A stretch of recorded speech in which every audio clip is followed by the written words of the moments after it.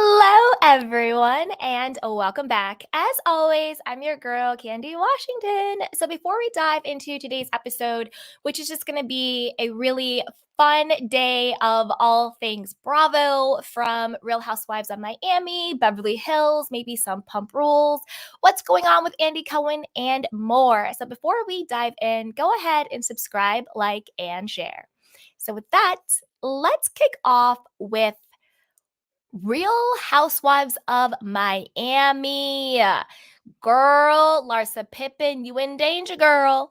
So Larsa and her ex, Scottie Pippen, are being sued amid stalking and harassment claims from his alleged former lover. Let's dive into that, and then we will get into doing a recap of the reunion. So, this is according to Reality Blurb. It says Scottie Pippen and his ex wife, Larsa Pippen, are being sued amid allegations he stalked and harassed his former lover.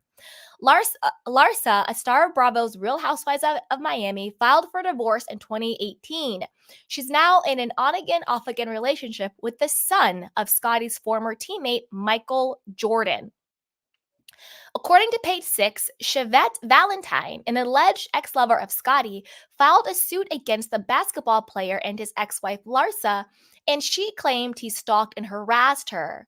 Chevette also alleged that Scottie and his brother, Carl T. Pippen, Larsa, and the Chicago Bulls created suffering for her.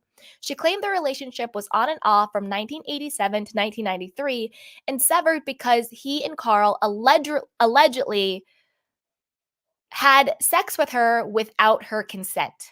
You know what I'm saying? The lawsuit was filed in the Circuit Court of Cook County, Illinois. Allegedly, the assault led to her late son, Devontae Pippen's birth. So this is the thing. If she has a son by him, how is she his alleged ex-lover? Was it in vitro? Was it divine intervention? If she has his son with his last name, kind of confirms it was a lover. Chevette's suit claims Scottie used his celebrity as a Chicago Bulls player to purportedly stalk, harass, and torment her. She alleged this caused her severe mental and emotional issues, and she lost housing and multiple employment opportunity over Scottie's stalking. According to her, Scottie used connections with federal, state, and local employees to cancel the police report she filed, and he alleged falsified the reports to depict her as, quote, mentally ill. Now, as you guys know, this is all alleged. It is yet to be seen in a court of law. So remember, everything is opinion based for entertainment and alleged. Myself, you know me, I always believe the victim. And she's coming with, I guess, receipts to bring this whole lawsuit. But it sounds very familiar in that world of not just celebrity, but of powerful people, powerful men. And I'm not men bashing by any means, but we've seen this happen time and time again, even with Thomas Girardi. He was bullying and harassing his own clients to get them to drop claims and complaints against him when he was, stealing from them. So whether it is an ex-lover, an ex-client, an ex-whatever, people who have celebrity and fame and power and influence abusing that in order to silence people is nothing new. Now, if this is truly the case with her, that is yet to be seen. It is yet to either be settled or go to court. My question is, what was Larsa's role in this? Because she is named in the lawsuit. So my question is, what is Larsa's, position is this? Was she harassing her too? Was she in on it? Like, that's what I want to know. How did Larsa play into this? Okay. Chevette is seeking $250 million from the Chicago Bulls, Scottie, and his family concerning the allegations. So this is even bigger than just Scottie and Larsa. She's also suing the Chicago Bulls. This is also very reminiscent of the current lawsuit. I don't want to get too into it because it gets very dark and evil and all of that stuff, but against P. Diddy. They're not just suing P Diddy for these sexual and abusive allegations. They're suing Universal Media, their media group. They're suing multiple people, executives at the top. So what we're seeing now in these lawsuits is not just suing the quote famous person, but they're suing the entities, the corporations, the industry that has allowed these people to allegedly stalk, harass, abuse, have sex without their consent victims. So I think that's a very interesting thing that we're seeing now. Even with Cassie, with her suit against Diddy, she didn't just sue Diddy, she sued the conglomerates, the corporations, the industry, the all of that. So we're seeing now also with the Bravo lawsuits, right? People just aren't suing Andy Cohen. They're suing Bravo, they're sending NBC, they're suing Shed Media, they're suing the production companies as well as the corporations and the networks. So that has been a big trend. Whereas previously, in years prior, it would be these people would just sue the celebrity.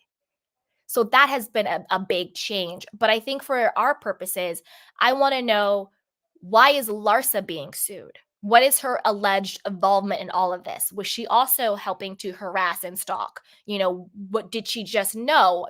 Is knowing enough? I'm not sure. According to Chevette, Scotty had promised to reimburse her for travel. She also said she wasn't aware of his marriage to Karen McCollum when he and Chevette were allegedly together. Karen and Scotty broke up in 1990. He married Larsa in 1997. Mm-mm-mm-mm. So that's kind of the situation going on with them. I am very interested in seeing, what was Larsa's role in all of this? Why is she being on the chopping block in this situation? So, stay tuned for that. So, as always, be sure to like, subscribe, and share. So, let's move on to our next story.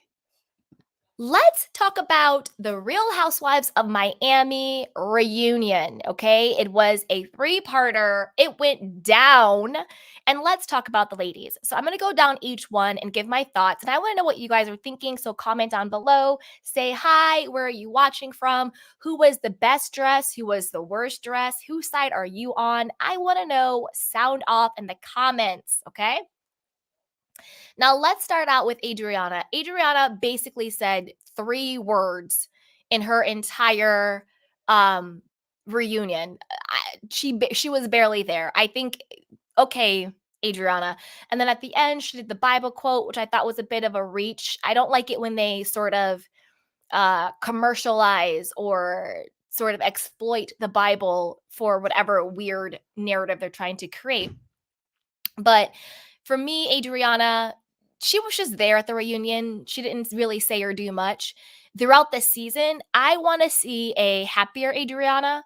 I feel like she kind of needs to let her vendetta against Alexia and Marisol go. I get it. They were mean girls last season. I get it. They used to be friends. They're not friends anymore. But there comes a time where being so bitter and resentful toward people who, quote, did you wrong, it's like drinking the poison, expecting them to die. So Adriana needs to stop it. Trying to bring Anna in, that was a big fail. She just is looking very bitter and very petty. I'm not saying you have to forgive and forget, because I'm not like that. I forgive, but I never forget. I'm not saying that. I'm just saying for her own self, so she doesn't look so worn out and tainted and bitter, let it go. I'm not saying you have to forget what they did to you and all that stuff, but you need to let it go so you can flourish in whatever you're doing. Now, Lisa. Girl, when Guerdy called her the mascot, I lived when Guerdy called her the mascot for for Larsa. I still think that Lisa and Lenny, I think they love it. I think they love reveling in the toxicity in their relationship and the bitterness of their relationship and the unhealthiness of their relationship. Why else are they drawing out this divorce? Why are they going to court? Why is he going back on everything? And I think Lisa loves it. I think she loves it. I don't think she's in love with Lenny, because I don't think their love is healthy love. I think she's addicted to the abuse. I think she's addicted to the cycle of victim, perpetrator, victim, perpetrator. I think they both are addicted to it. And I think that Lisa, in her hearts of hearts, wants to get back with Lenny if she could. That's what I think if Lenny would take her back, she would go all the way back to him. I don't buy her in Jody at all. I think Jody is a piggy bank for her. That's just, again, my opinion. And I think that he's a good distraction. And Jody's hands allegedly aren't clean. Allegedly, he had a whole fiance right before he met Lisa. A whole fiance, wedding page, ready to go, everything ready to go. And it just seemed like she is I'm going to say it. I'm not being mean, but I feel like she's using him for comfort. I think she's using him to subsidize her life. And I'm not judging this. I'm not saying this is wrong. I'm not saying that if you're in a relationship with a man or a woman and that person is able to subsidize your lifestyle, that they shouldn't, or there's anything wrong with that. I'm not saying that. I don't judge people for that. I'm just saying what I think is going on here. But I do think that Lisa is still addicted to the toxicity of her relationship with Lenny. And I still think that her self-worth is tied up into when Lenny validates her or invalidates her. I don't think that she is over him or has broken free of that cycle yet. Now, when it comes to Lisa versus Kiki, I'm Team Kiki all day long. Kiki read her for filth, and she was 100% correct. Lisa forgot where she came from and got very, very bougie and better than you, and I'm this and I'm that. And she tries it with Kiki because she thinks she can. People like Lisa, who aren't really about that life, who aren't really tough, they pretend and they arch up and they try the people that they think they can try.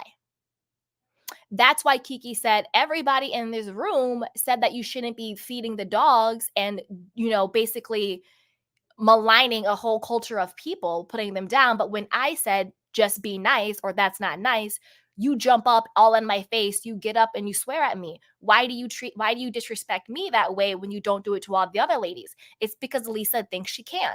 She's like, Kiki's single, Kiki's black, Kiki doesn't have as much money as the rest of us.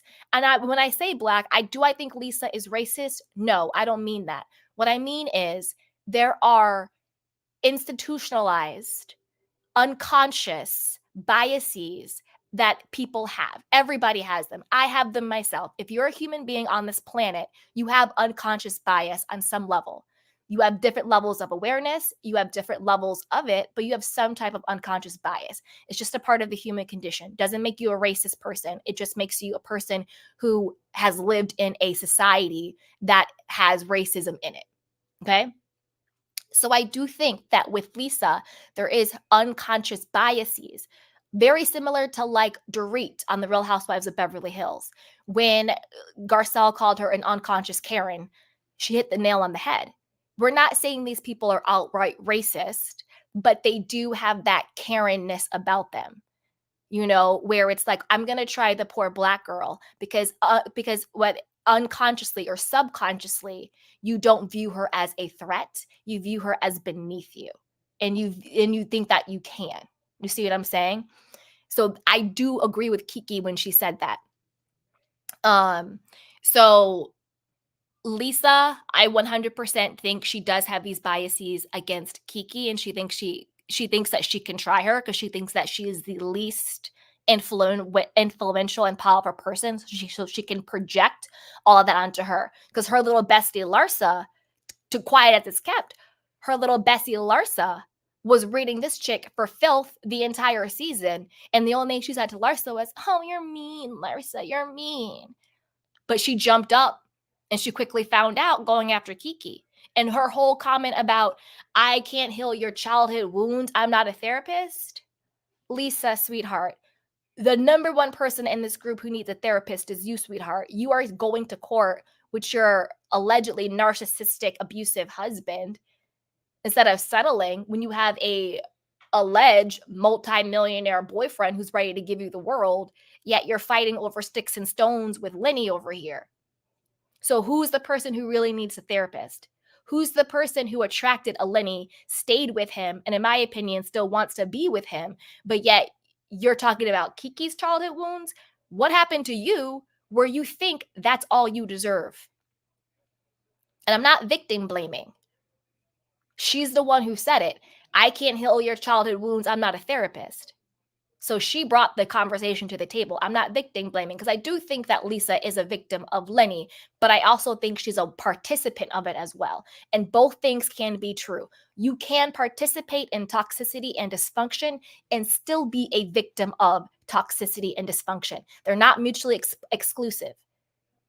Usually in domestics like that, it's a combination of both. You participate and you're also a victim of. Doesn't negate that you're a victim. Sometimes it's more or less, but usually it's a combination of both.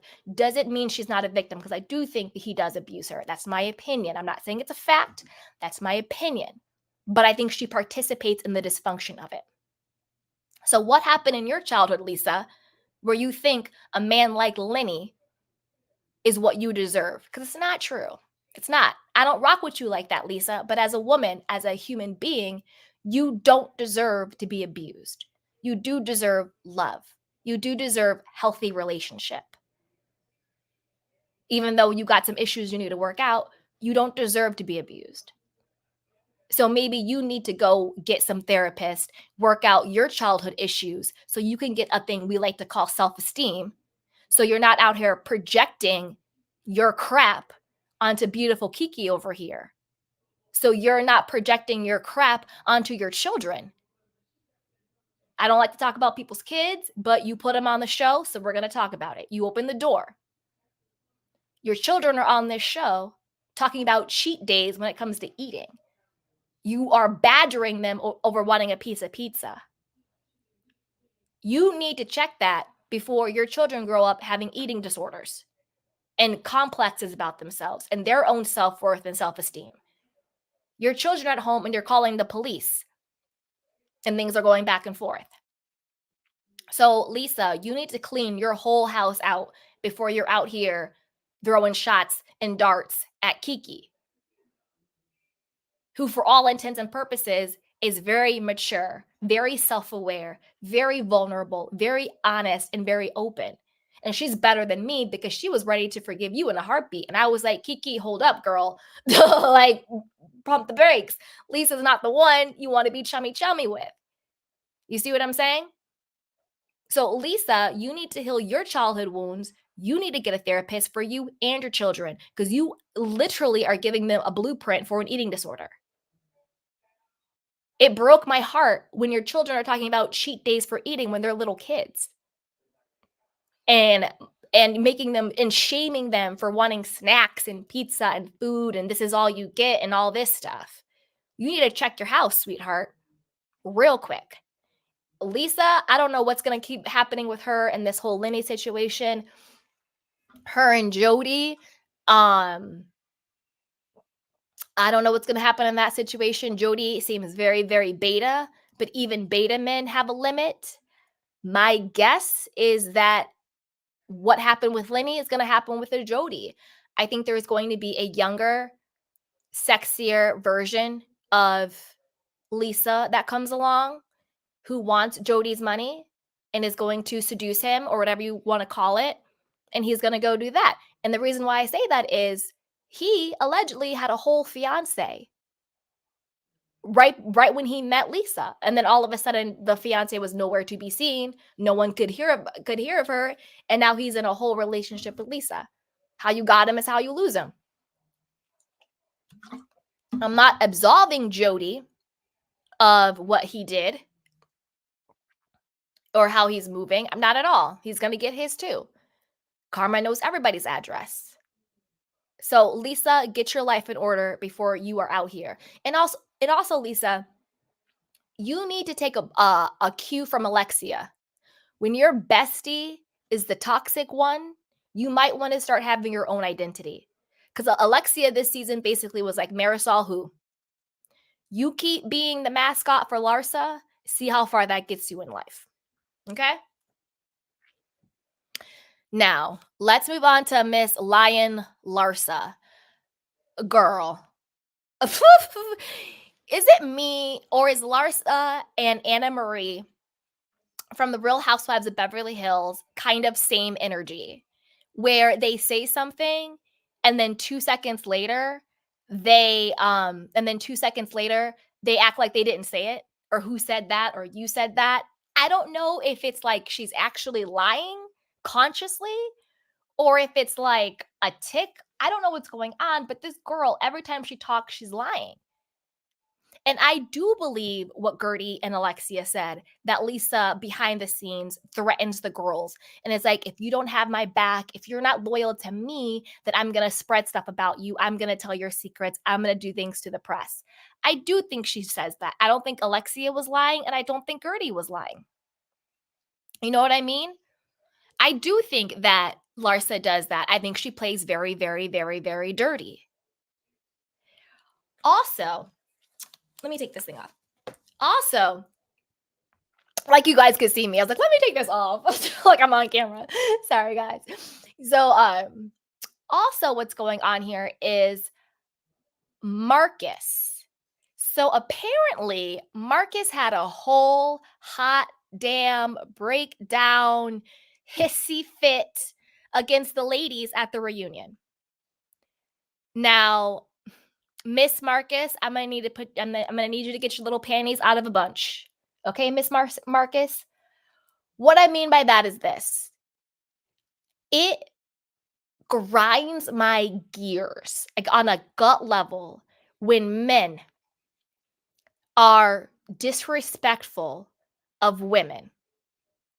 And the way he was talking about the women, like these women wouldn't even be able to like wash the dishes in my house. And oh, I wish I could be up on stage. I was like, wait a minute, Marcus. Do you want a mojito? Like, do you want to hold a mojito? Like, do you want to be a housewife?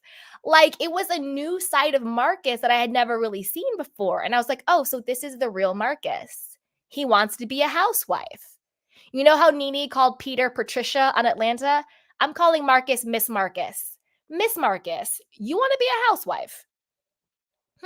You want to be a housewife, Miss Marcus? Like, I can't even. I can't. It just kind of shows what I've been saying the entire time, which is I don't believe that Larsa and Miss Marcus, because that's what I'm going to call him from now on. I don't believe that Larsa and Miss Marcus are in a real relationship. I think they're in a agreement situationship. I think he wanted fame. I think he wanted to quote get out of his father's shadow.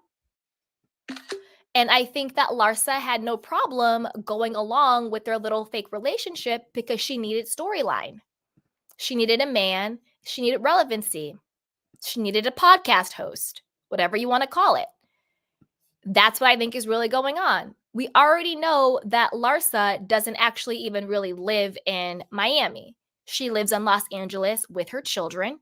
And then she also lives in New York when it's convenient. And she lives in Miami when it's time to film. And all of this was nothing but a little publicity stunt for both of them. Now, the fact that he was at this reunion yelling at these women, calling them out, like I also have a article I want to read, you guys. Let me find it real quick.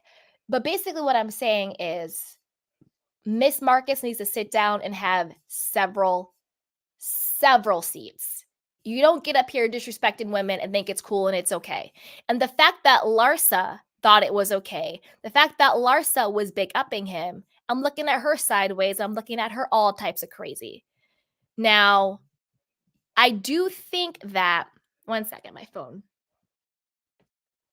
Okay. Okay, I found the article I want to read. Here we go. Okay.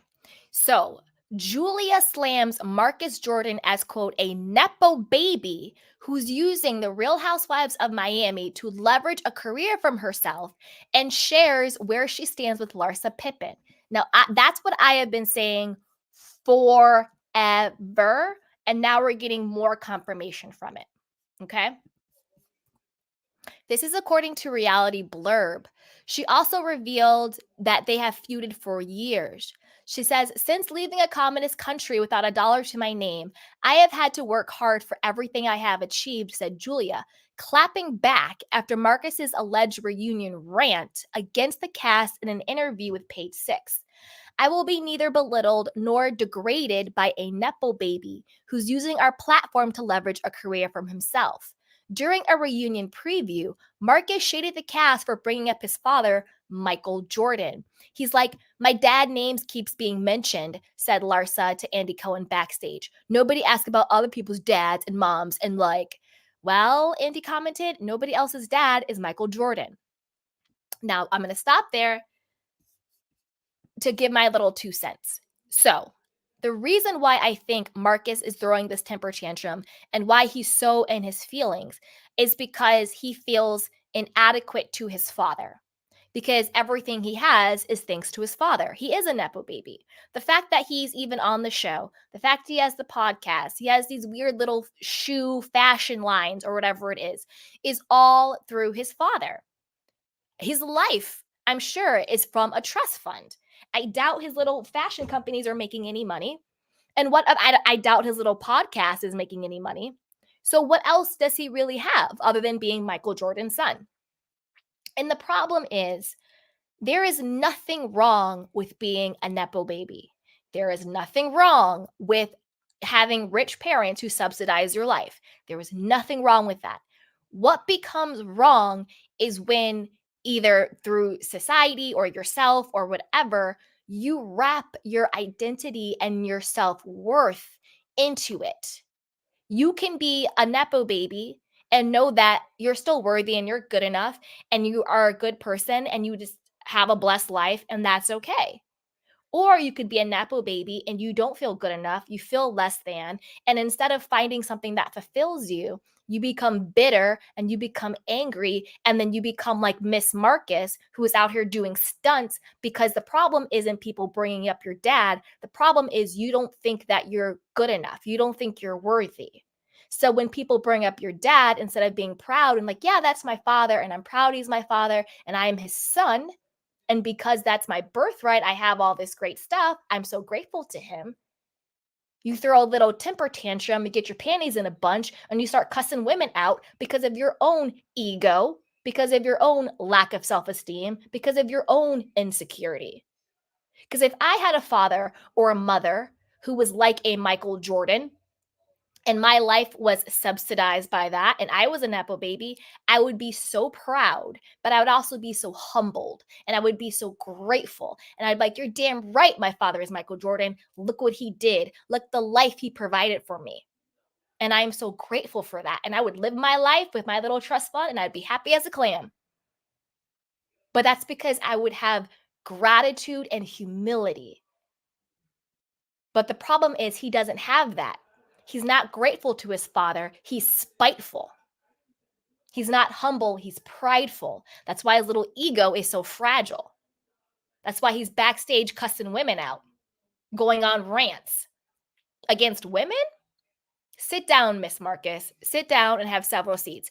And also stop doing these stunts with Larsa. We broke up. Kidding. We're back together and now she has a huge diamond ring. Stop it. Stop with the stunts, okay? It's not going to make anybody listen to your podcast. It's not going to make Miss Marcus happen. Stop with the stunts, okay? And this is another thing. Not only is Marcus a bitter Betty and a spiteful son, he's also cheap as hell. Because don't forget, Larsa said herself, I don't have anyone.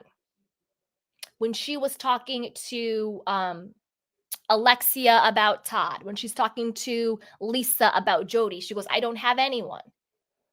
Excuse me, miss?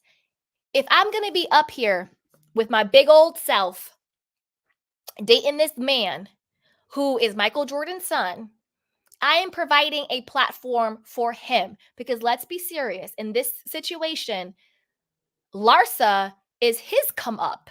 Sure, he may be Michael Jordan's son, but I know who the hell he was until he was attached to Larsa on this show. So quiet as it's kept, she is his come up.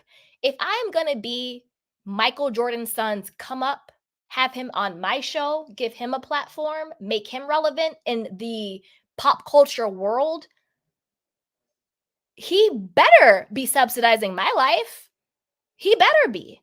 But clearly he's not, because she was saying how, well, you have a dual income household and I don't have anyone, when she's supposed to be in this, amazing relationship with Marcus. I can't go 5 days without throwing him a party. Separation anxiety, Marcus. But he ain't paying your bills. He ain't buying you stuff. He ain't flying you around the world. He ain't helping you out. But this is Michael Jordan's son?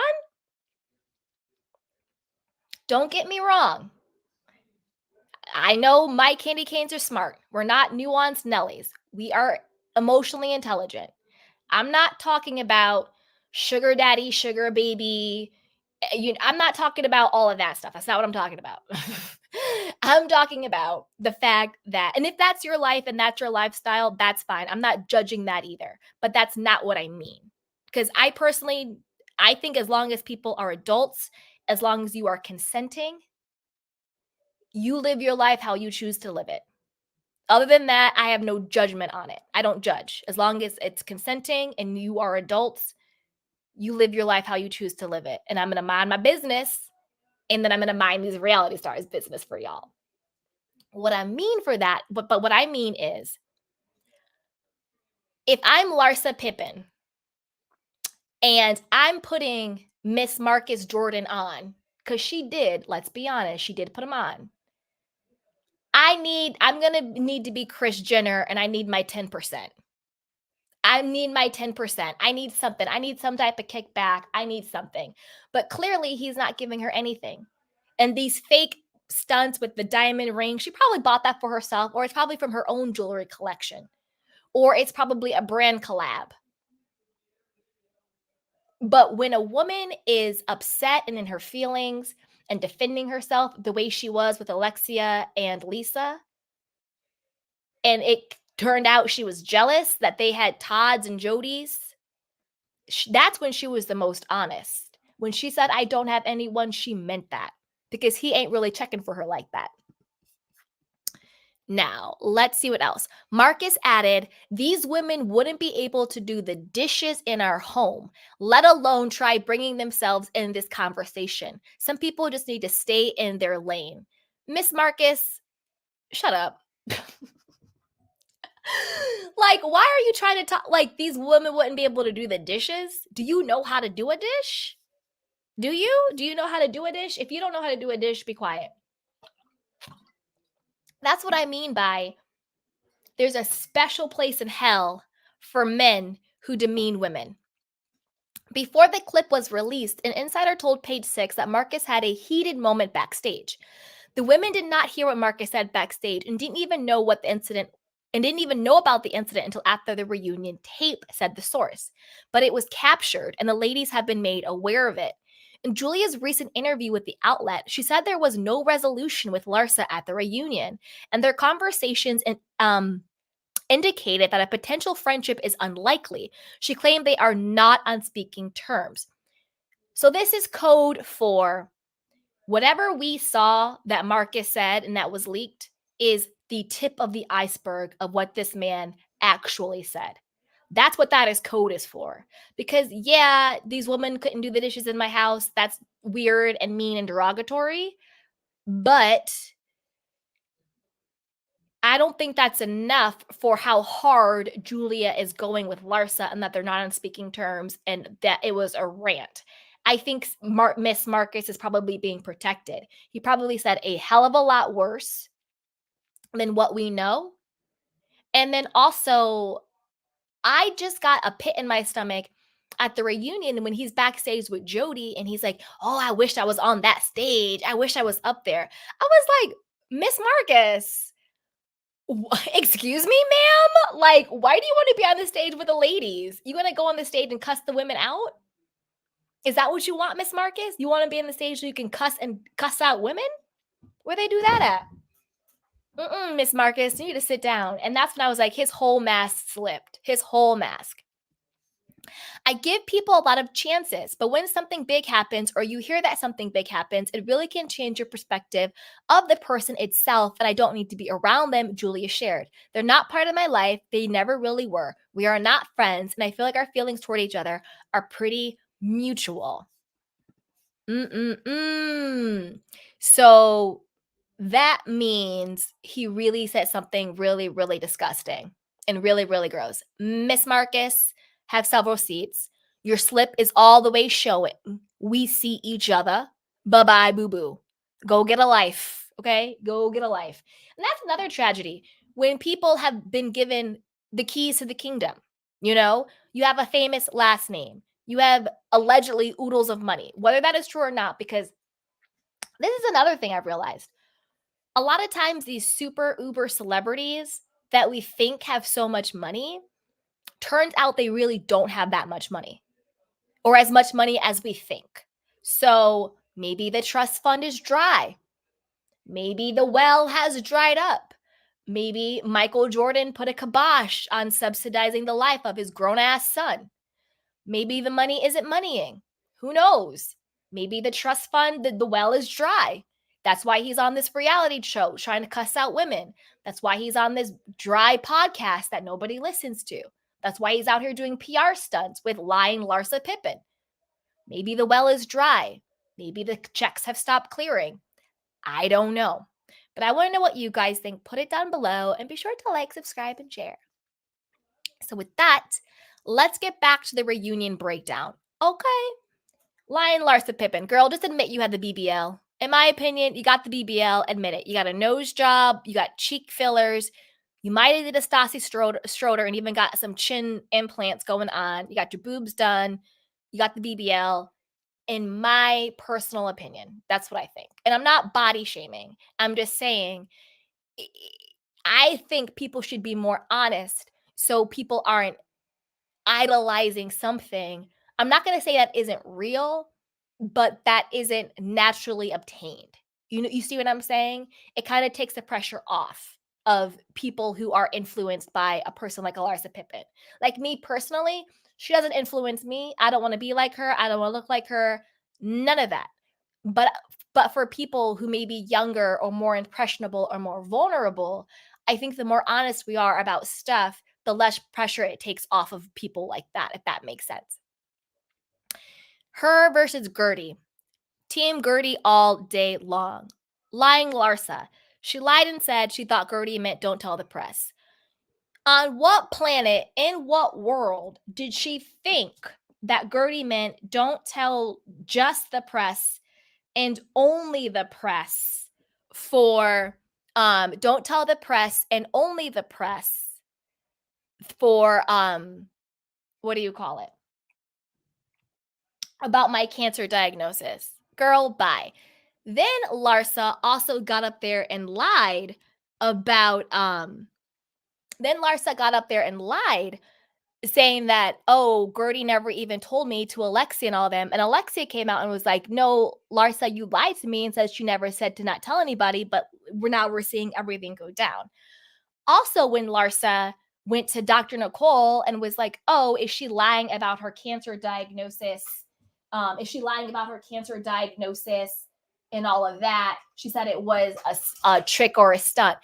Now, ma'am, lying Larsa, on what planet do we think it's okay? And then she tried to play the victim like Guerdy's attacking her. On what planet did you think it was okay to, one, tell anyone about Guerdy's diagnosis, let alone on camera to multiple people, including the other girls and then your group of friends at a party? Number two, on what planet do you think it's okay to talk behind somebody's back and question whether or not they have cancer? I'm not talking about Brooks from the OC. We all knew he was lying. I'm talking about Guerdy. Guerdy. Behind her back.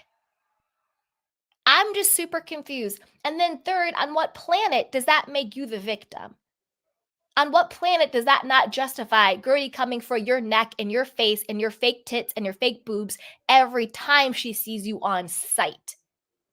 And then at the finale being like, go worry about your health? Disgusting. Go worry about your health, Larsa. Your halitosis, because you look like your breath stank. Go worry about your health, Larsa. Go worry about Miss Marcus over here trying to cuss out women.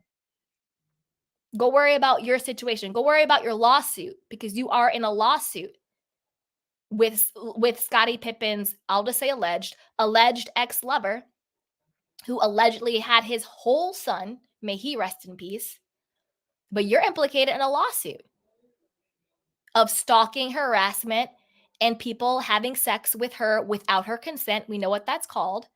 You need to go worry about being sued out here in a $250 million lawsuit that you are implicated in. So yes, let Guerdy, glory to God, she's cancer free. Let Guerdy be happy with her health and her whole beautiful husband and her whole beautiful family and her whole beautiful life. And you go worry about this lawsuit you're implicated in. Worry about your children who are probably reading the same lawsuit I'm reading, the same headlines I'm reading about their father and their uncles and what they allegedly did to this woman. So, how about you and Lisa go figure out your childhood wounds? What about you and Lisa go get a therapist for yourselves and your children? Because both of y'all got a lot of cleaning up to do. Because I promise you, if I'm implicated in a $250 million lawsuit against me and my ex-husband and other people alleging that him and his brothers did the unthinkable to a woman, I need to worry about my children. You and Anna Marie, y'all need to get together. Anna Marie from Beverly Hills, similar situation. Her husband being sued for having sex with women without their consent. So if I was a y'all, the last thing I would be worried about would be going at it with women on a stage for Bravo to collect the check, for NBC to collect the check, when you got some real life problems at home. You need to go check on your kids, check on their mental well-being, their emotional well-being. That's who you need to go check on since you're so worried about Guerdy calling you fake, that you do a whole smear campaign against a woman who is battling cancer because she called you fake. I'm pretty sure that's not the first time somebody called you fake, Larsa, because you are fake. You lie and your body's fake. What's the problem? Go check on your children. Anyway, let's go to Guerdy. Okay. Guerdy, I love you, girl. I absolutely love you. I think she had a great season. I love that she was trying to normalize cancer. I loved how Russell was there beside her every step of the way. I loved how she kept her foot on Larsa's neck every single time she got. Every single time she got. I loved how she had her foot on her neck every single time she got. I loved it. Absolutely loved it. I love that she was real. I love that she didn't let up. I have no notes. No notes for Guerdy. I think she did a great job. She was real. She was honest. I also loved the way they handled telling their children the cancer news on camera, how Russell told them privately first and prepared them. And they didn't just spring it on them while they were on camera, that he told them privately. And then the moments where they did talk about it with the kids, it was very much like during bowling or playtime. It wasn't so like traumatic, which I think is good because they're going through a traumatic situation, but you want to make it as less traumatic for the children as possible. So I love that the way they handle that.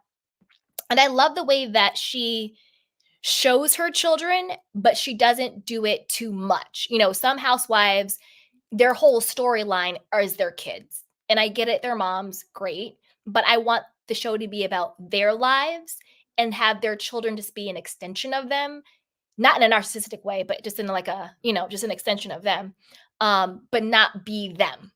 So I love that she does that. I had no notes for Guerdy. She came, she slayed, she stayed on Larsa's lion neck. She looked fabulous. Happy and health to her. I look forward for next season. I also loved when she was on, I think she was on Carlos King. She was on Carlos King's show, and she was saying how a lot of times when it's two black girls or two black and brown girls on a show, the narrative is always, do you want her or her? Right? It's like, oh, can it be Guerdy or Kiki? And she's like, no, it can be Guerdy and Kiki. And it's true. A lot of times they do that. Do you want Garcelle or Anna Marie, Garcelle or Sheree or whoever it is? And it's like, why does it have to be like that? Nobody's like, is it Maricel or Alexia? They're both blonde. We got to get rid of one of the blondes. That never happens. And so I loved how Drew liked that, because again, I think that's an unconscious bias that a lot of us have, where it's like, quote, seats at the table. Well, we already have one black girl. We can't have two black girls, God forbid, unless it's an all black ensemble, So I do like she brought light to that, where it's almost like we subconsciously or habitually pit us against each other. It can't be two of them, but why not? We can have both. Now let's move on to Marisol. Marisol this season was much more subdued. I think she got the note that last season she was a little bit too messy with all of the rumors and the lies and the fake receipts and all of that stuff. People were out here. She was trying to be, this person's dating a married man, turned out not to be true. Dr. Nicole can't be trusted. She's sleeping with everybody in the hospital to get clout at the hospital. Not true. I think Marisol got the note to chill out. Julia came for her neck all season on behalf. The thing is, I don't even think Julia came for Marisol's neck because of Adriana, because we kind of saw cracks in that friendship.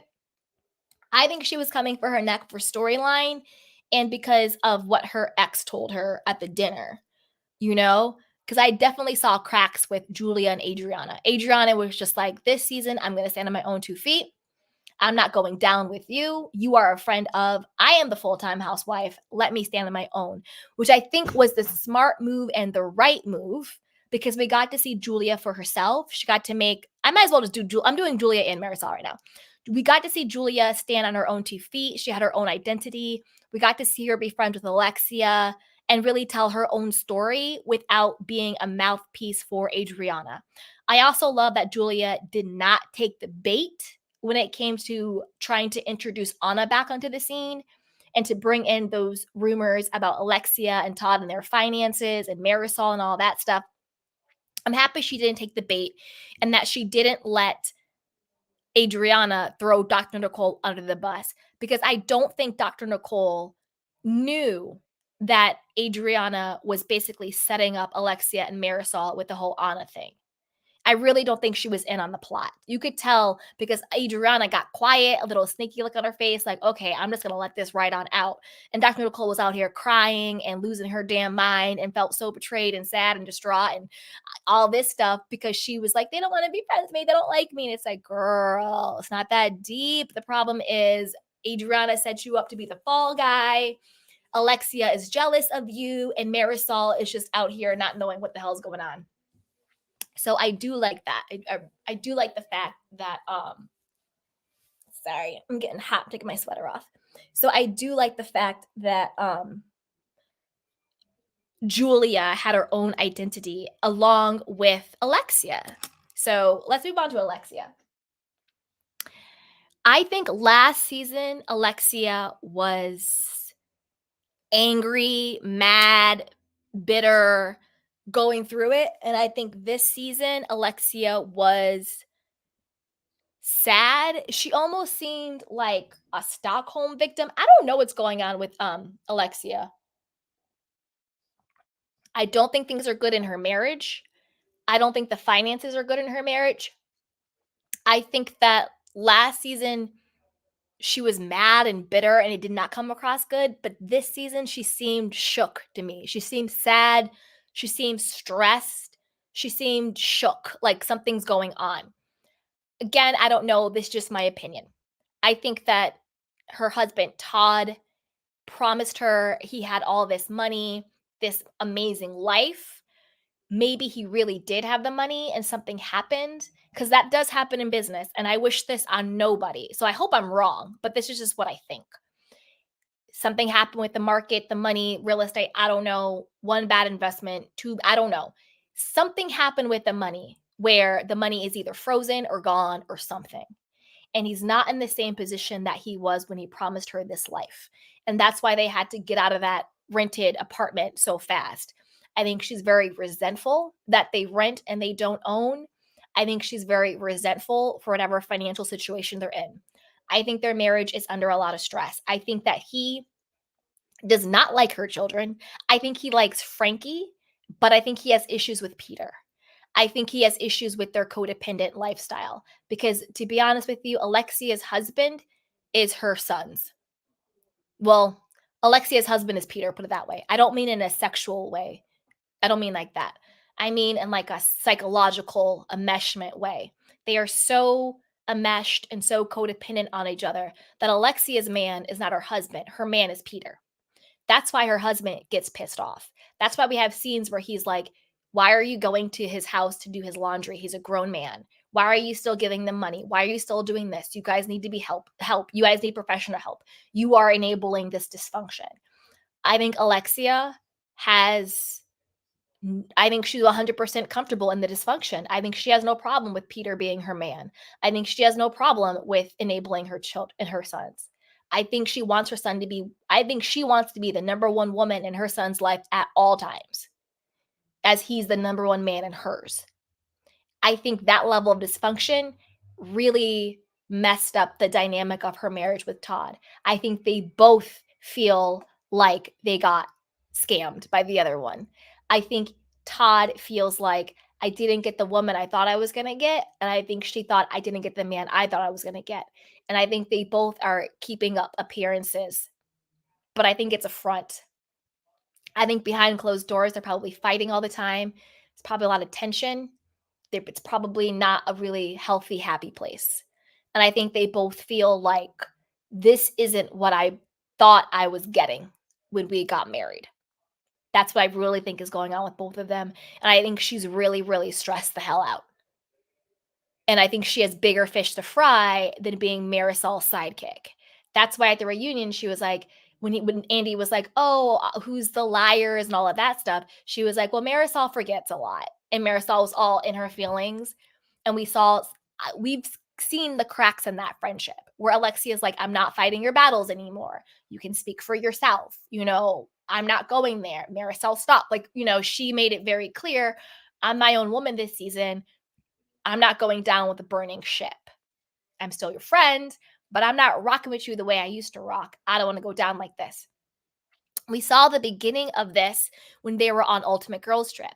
They're like, "Why do we have to room together?" and all this stuff. I think Marisol is still holding on to how their friendship used to be. I think Marisol feels very betrayed and she feels very sad. And she wants her bro back and bro and, like gawkies. Like, I think Marisol harkens for the days where they were thick as thieves, two peas in a pod. I think Alexia is like, "I got bigger fish to fry right now, boo boo."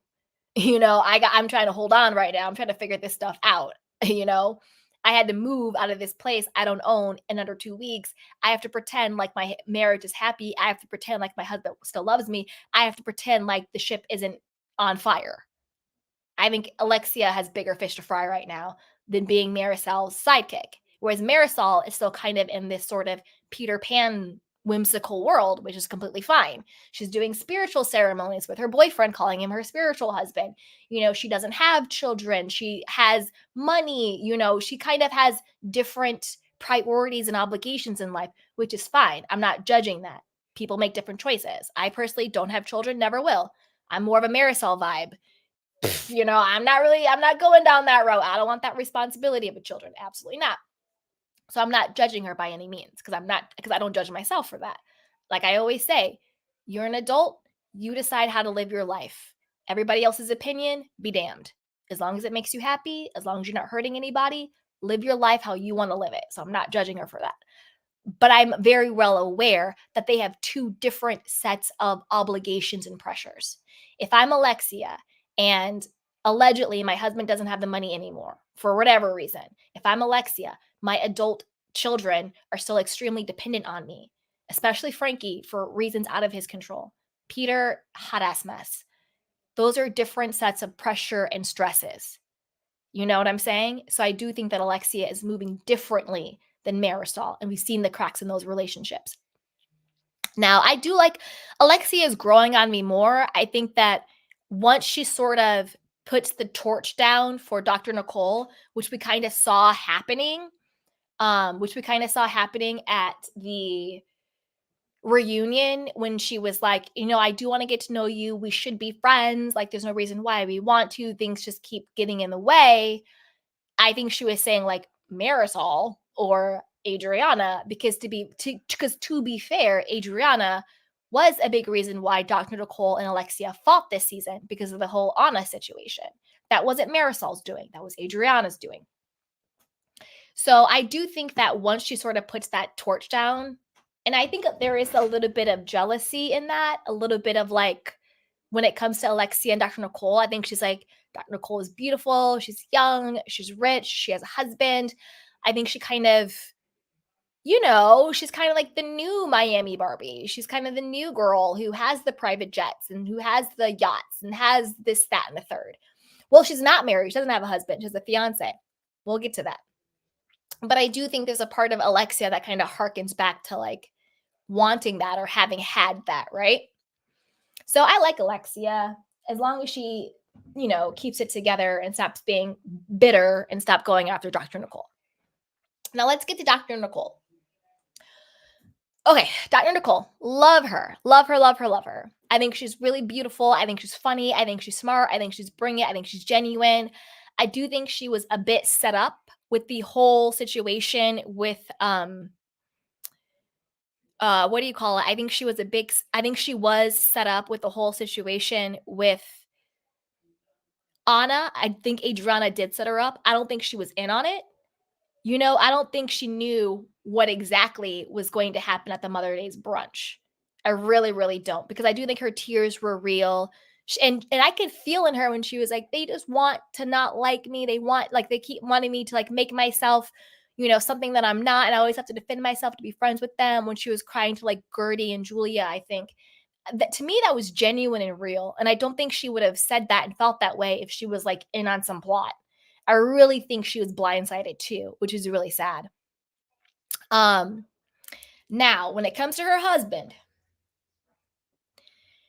girl, I'm not a therapist and I'm not a doctor, but we all have a thing called Google. So we can look up, Freud, all of these dispositions. I do think she got in a relationship with a man who is just like her father. What I mean by that is this. She is in a relationship. I forgot what her husband's name is. Anyway, him. She is in a relationship with her husband, or her fiance rather, with a man who provides everything for her except emotional commitment. And that to me is exactly how her father is. Yeah, and what I mean by everything, I know Dr. Nicole is an anesthesiologist. I know she makes her own money. I know she is very intelligent and she is a doctor and makes her bank. Yes, I know that. But what I'm saying is that she is with a man who has a lot of money. He's very flashy. He's very audacious, just like her father. Her father got his money, how he got it. He went to jail and prison and all that stuff. We get that. But they both, Anthony and her father are very similar. They're both very peacocky men. They like to show off their money. Whether it's let's go look at the yachts, let's look at the cigars, let's have the fancy suits and the houses and all of this. They're very flashy, gaudy, alpha mega men, right? And they both do love her, but they both are unable to commit to her in an emotional way that she's been needing her entire life. They're very, very similar men. I'm not saying Anthony is a crook or I don't mean that. I mean like on a Freudian level. They're very, very similar men. And the fact that he has not married her yet is the dysfunction and the dysfunctional relationship that she's trying to get from him that she never got from her father. Right? The father is very flashy, just like Anthony. They have all this money, right? But yet they can't actually commit to her and validate her in the way she needs. She can get up on this show and give every excuse in the book as to why she's okay. You know what I mean? How why she's okay with him not being ready for marriage and all of this stuff. But when you look in her eyes and you hear her voice, she's clearly disappointed. She's clearly embarrassed and she's clearly making excuses. And at the end of the day, I don't think it's about her why Anthony doesn't want to get married. I do think he's in love with her. I do think that she's the one for him. I don't think he's out here cheating and I don't think any of that. There are people who can love you but not want to be married.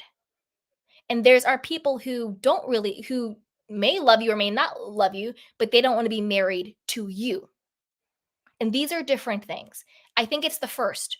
I think Anthony loves her, but I don't think Anthony wants to be married, period. It's not that Anthony doesn't want to be married to her. I think he just doesn't want to be married because there are people out there who don't want to be married. Doesn't mean they don't love their partner. Doesn't mean they're not committed to their partner. It just means they don't want to be married. So, ladies, listen up. If you're in a situation where you are popping out kids for this man, where you've been with this man for years on years on years, you clearly want to be married and he's not marrying you, you have to ask yourself a couple of questions. The very first question is, do I want to be married? Is that a non negotiable for my own mental and emotional and spiritual health? If that answer is yes, then you got to ask the second question. Does this man want to be married? Full stop. Yes or no? If that answer is a yes, then okay, you can move on, figure things out, go to therapy. If the answer is no, you might have to fold it in. Cash in the checks, know when to hold them, know when to fold them.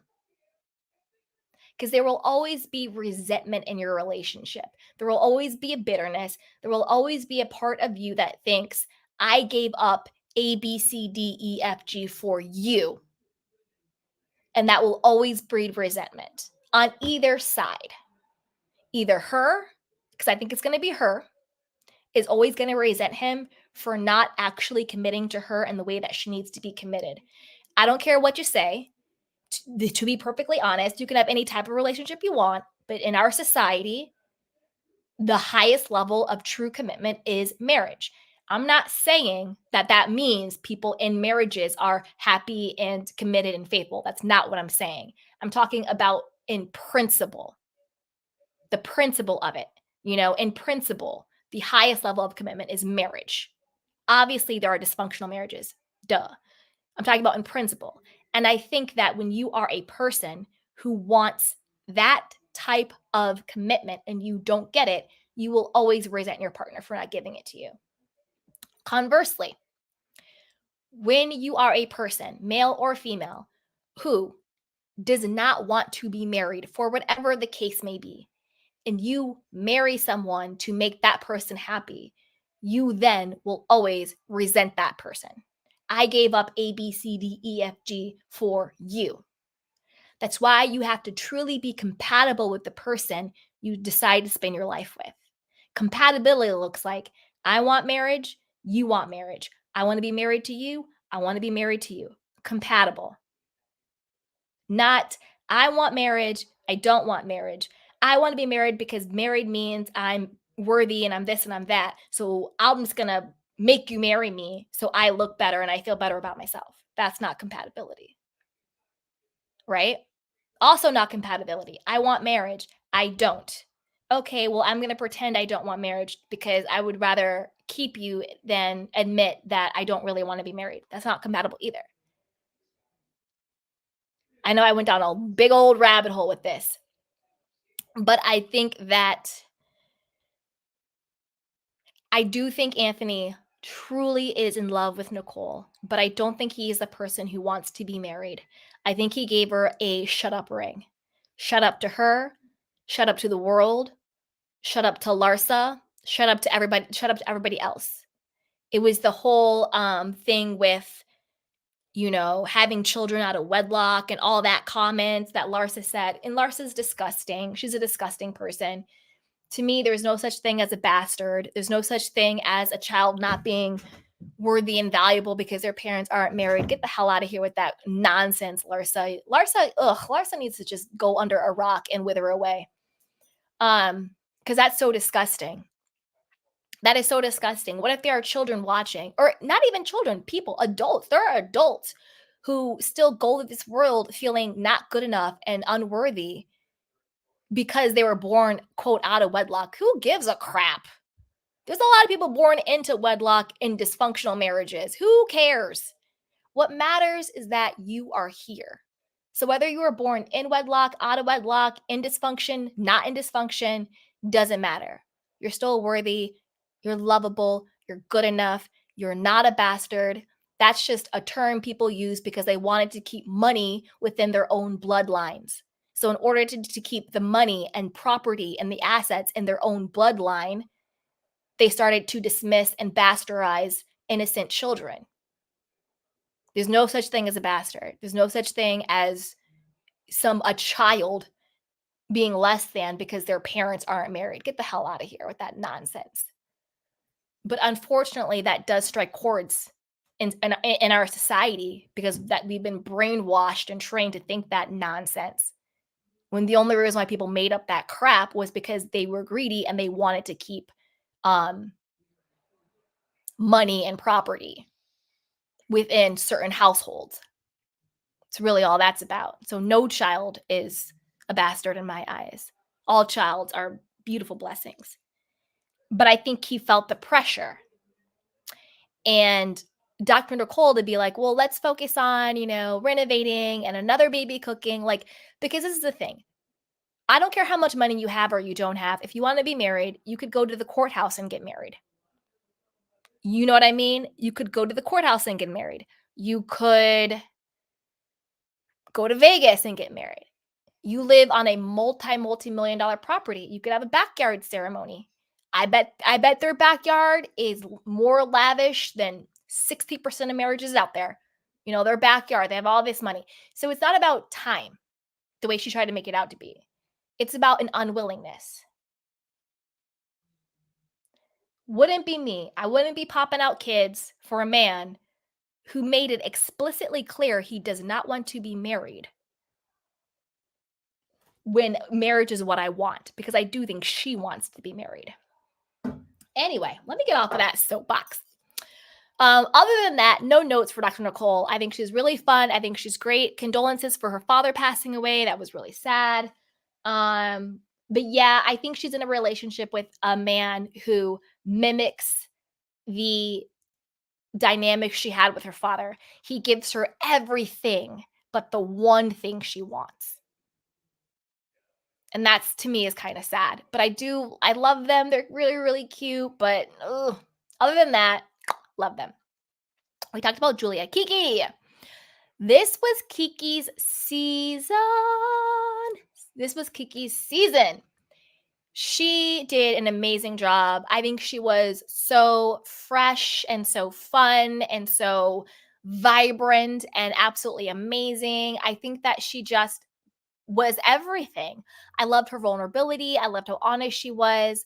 I love that she stuck up for herself against Lisa. She stuck up for herself against Larsa. She was a little bit too quick, in my opinion, to want to be kumbaya with them again. But that's sort of how Kiki is. She doesn't hold a grudge. She doesn't hold resentment.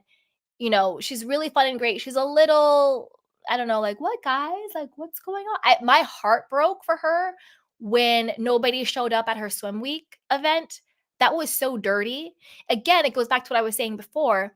They view her, whether it's a conscious viewing or a subconscious viewing, as less than. That's why we were so able to easily dismiss her. I think if it was Larsa's event, they would have moaned and complained and talked about Larsa, but they would have showed up. If it was anybody's event, they would have moaned and complained and gossiped behind their back, but they would have showed up. But because it was Kiki's event, it was like, oh, the day is done. I'm out. I'm bouncing. The day is over. See ya. And I think that was really, really dirty. I think the only people who stayed were Adriana and Julia, right? Crazy. Absolutely crazy. But I think Kiki should be full time next season. And Kiki, if you're listening to this, negotiate for a huge amount up front. Don't let them lowball you of, oh, we're going to give you this little bit amount. And then as you prove yourself, no. If we've learned anything from all of this stuff coming out about these reality shows, negotiate big, and not just in reality, but for any job. Negotiate big upfront because that upfront amount is what they then always base things on. Well, you'll get a 10% increase from your base salary. Oh, we'll give you, 20% more. Everything is from that base amount. So they try to lowball you. Not everybody, I'm just talking about the bad ones. They try to lowball you with that low base amount and gaslight you with, oh, it's your first season full time. Blah. No. Kiki was this season, okay? Guerdy and Kiki were the entire season. Kiki came and she played every single scene. She was more relevant than Adriana. She was more relevant than Marisol. I know both of them are friends of, but she was more relevant than both. Quiet. She was it the entire season. Give Kiki her flowers, give her her money. Love Kiki, no notes. I loved how she was honest. I didn't know she had two children. I knew she had like the one girl. What else? I loved her honesty and I loved it. And I want to see more of her. And I really hope they bring her back full time. Kiki and Guerdy. So that's kind of where I land on this, you guys. But as always, I want to know what you guys think. Put it down below. But before you do that, go ahead and like, subscribe, and share. So, what do we want to talk about next? Huh? Do we want to do some Vanderpump Rules? Actually, I've been on for an hour. I'm going to drop the link in case anybody wants to come up and talk about Real Housewives of Miami, Beverly Hills, or anything else you want to talk about. Come on up and talk. But put it in the chat box. Do you want me to cover Beverly Hills or Pump Rules next? We can do a couple of those stories. Put it in the chat box what you guys want to talk about next. And then I'll pull up a story for you guys. Da, da, da.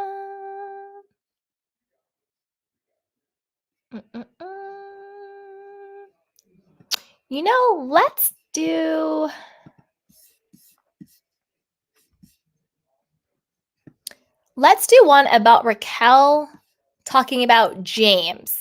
Tay says Beverly Hills. Okay. Let's see if I have one for Beverly Hills. Okay, we can do Beverly Hills. Let's do Dorit and PK. Apparently, it's over with these guys. Dun, dun, dun, dun. Okay.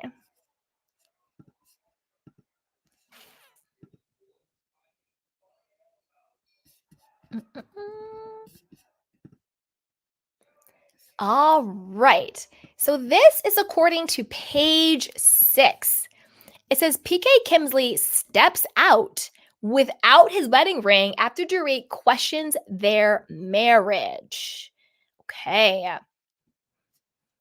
PK Kimsley was photographed without his wedding ring after his wife Dorit Kimsley questioned if they will be able to stay together. Kimsley was snapped in Los Angeles without his ring while grabbing a bite with author Sadie Turner on Wednesday afternoon. The British businessman, 56, was seen holding his phone and smoking a cigarette with both hands during the outing. Now I'm going to look up Sadie Turner and see what books she's written because what is she doing with PK? The duo dined outdoors for hours, we're told. They both seemed to be in good spirit. He wore a gray Tommy Hilfiger hoodie over a black shirt with ripped blue jeans and white sneakers.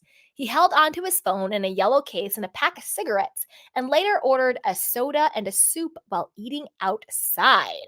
Okay, soda and soup. Meanwhile, Turner, who was a British producer and writer, also kept it casual in a colorful striped sweater, blue skinny jeans, and blue and orange Nike sneakers. I love how the authors are like We need to get enough words in, so let's just describe everything they're wearing. Okay.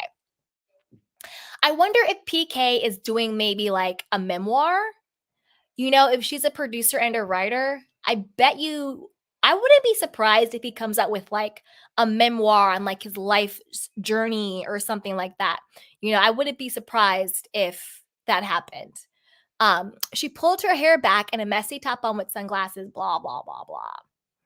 So he doesn't come out and say that. Now, this is the thing when it comes to PK and Dorit. Do I think there's trouble in paradise? 100%. Why? I think the number one problem is money. I think that the money has ran out.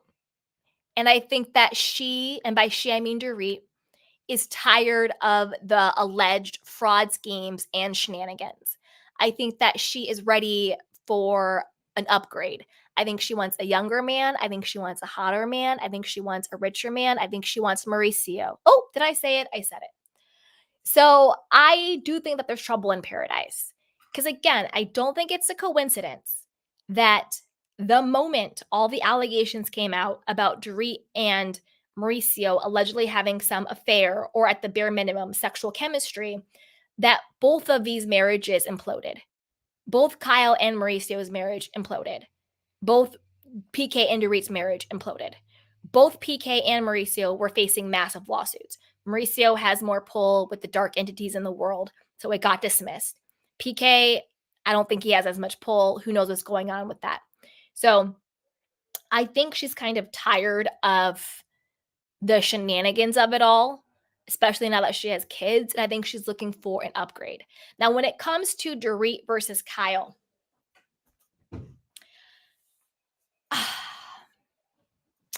I never thought that Dorit really liked Kyle like that. I always thought that Dorit was using Kyle for cover for the show. Once Dorit turned on LVP, because LVP was the one who got her on the show, and Dorit to me is a fair weather friend. She's your friend as long as you can provide her cover. By cover, I mean that you can provide her storyline, relationship, and protection to stay on the show for money and for relevancy. And so when everybody turned against LVP, Dorit jumped on that bandwagon to turn against LVP. Because again, I don't think Dorit ever really liked LVP either. I think Dorit is an opportunist, and I think she is a social climber. I don't know how far she's climbing, but I think that she is a climber. So I think that's what happened with her. Now that it serves Dorit to go against Kyle, because again, the core reason why I think that Kyle stopped messing with Dorit, she can make any excuse Kyle wants to make. Oh, it's because Dorit, went against me with Kathy at the reunion. Oh, it's because Dorit didn't stand up for Teddy at BravoCon. All of these nonsensical reasons. She can say that to the cows come home. The real reason why you don't mess with Dorit anymore is because the whole world was questioning if she was having sex with your husband or not. And the problem is that was actually probably a plausible rumor to you.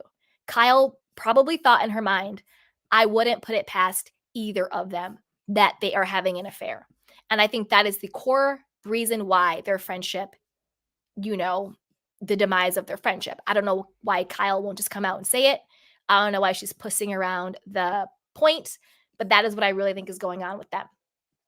And I think because she is no longer in favor with Kyle, she's doing tricks and all this stuff. Like, let me expose her text messages. Now, some people think that, Dorit exposing Kyle's text messages of like, hey, listen, they don't even know how bad it is between us, what's going on.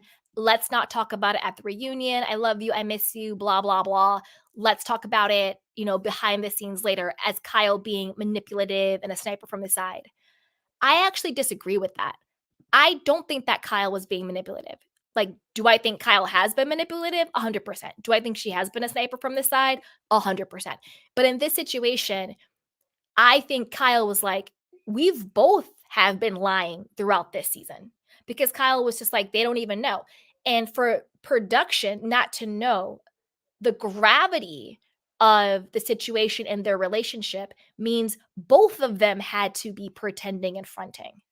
So when Dorit's in the car talking to Kyle about, oh, what's going on with Mauricio, and she invites Kyle over for pizza at her place, like they're still friends, they both were fronting last season and acting like their friendship was still halfway decent when it really wasn't.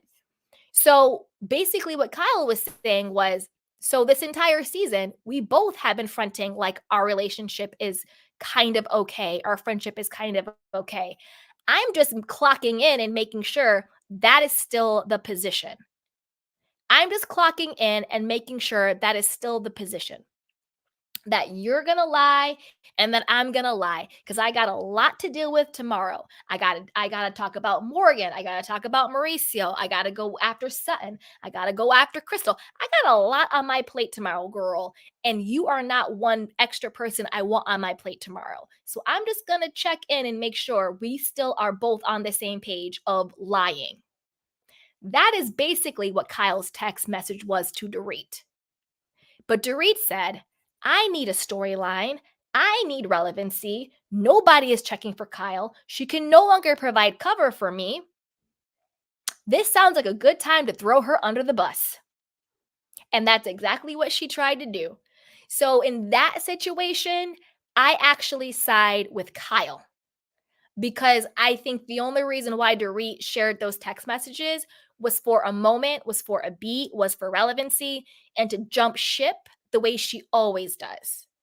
That's what I really think happened with that. So that's kind of where I land with them on that one. But I want to know what you guys think. What do you think is the real reason why PK and Dorit seem to be headed for one second, you guys.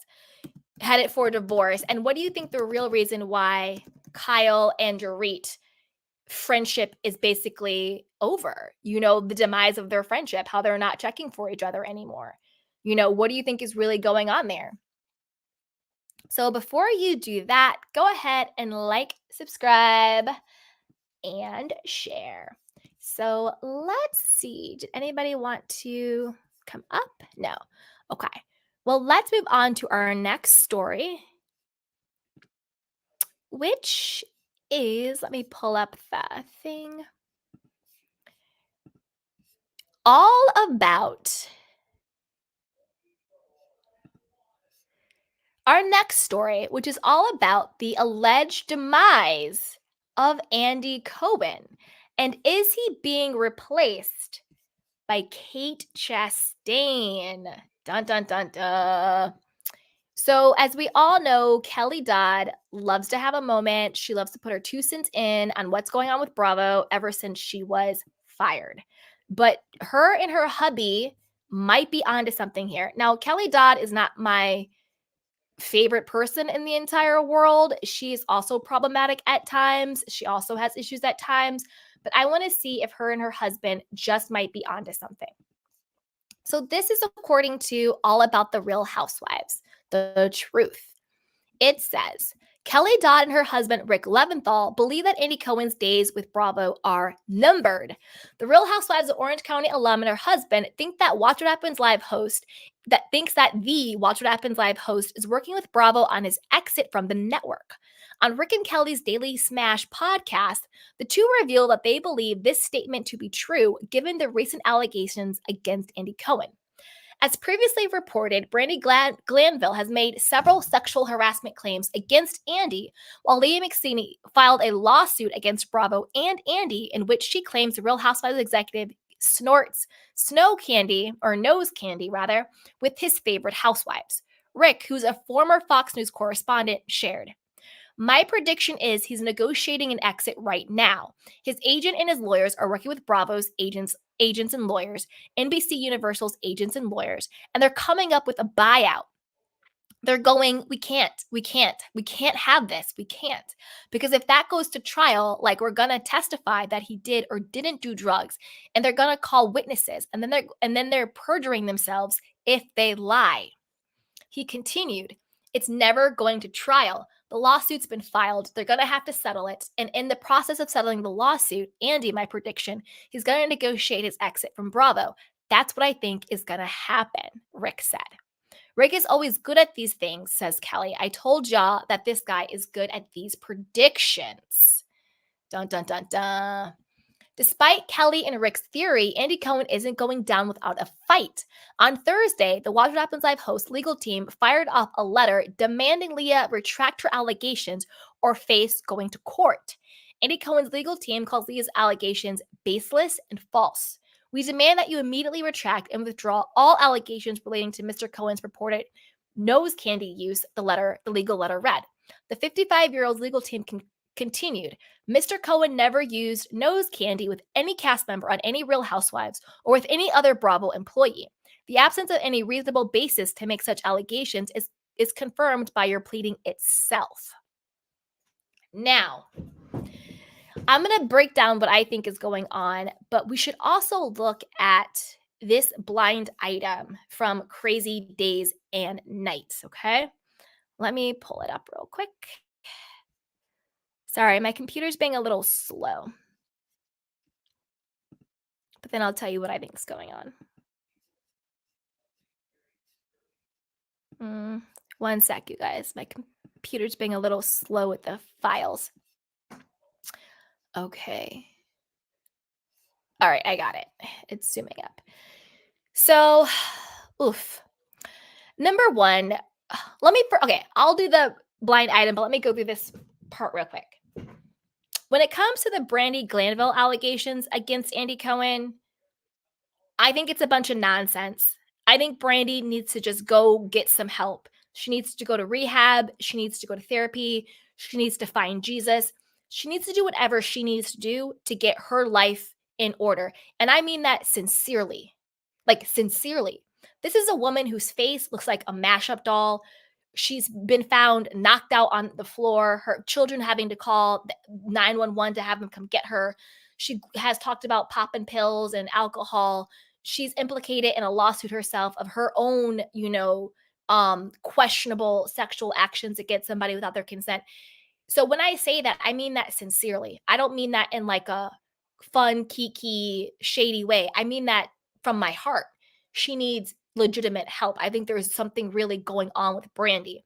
And I think that she's getting very, very poor legal guidance and life guidance. The last thing she needs to be doing is these lawsuits and claims against Andy Cohen and NBC. She needs to sort of just like cut bait, let that go. Go find your health, your mind, your spirit, get yourself right and go live a happy life and take care of your children. Stop chasing the drug of Bravo. Because I think a lot of this is almost like a drug for these people. It's an addiction. They're addicted to Bravo. They're addicted to reality. They're addicted to the fame and the little bit of money they get with it. Because look at it. All these people are broke, scrambling. These people are addicted to some hit that they get, some high that they get from all of this nonsense. Brandi needs to cut bait. She needs to stop doing that little YouTube podcast where she's looking all types of crazy and she has people around her who truly do not care about her. Because if you cared about this woman, you wouldn't have her up here talking nonsense in circles, looking like a hot ass mess on these shows for some sponsored ad campaigns on her podcast and YouTube channel. Something's got to give. She needs some serious help. I think her whole thing against Andy is a bunch of nonsense and it needs to just stop. And she needs to go really focus on herself. That's where I stand on Brandi. Leah McSweeney, I think, is nothing but a liar and an opportunist.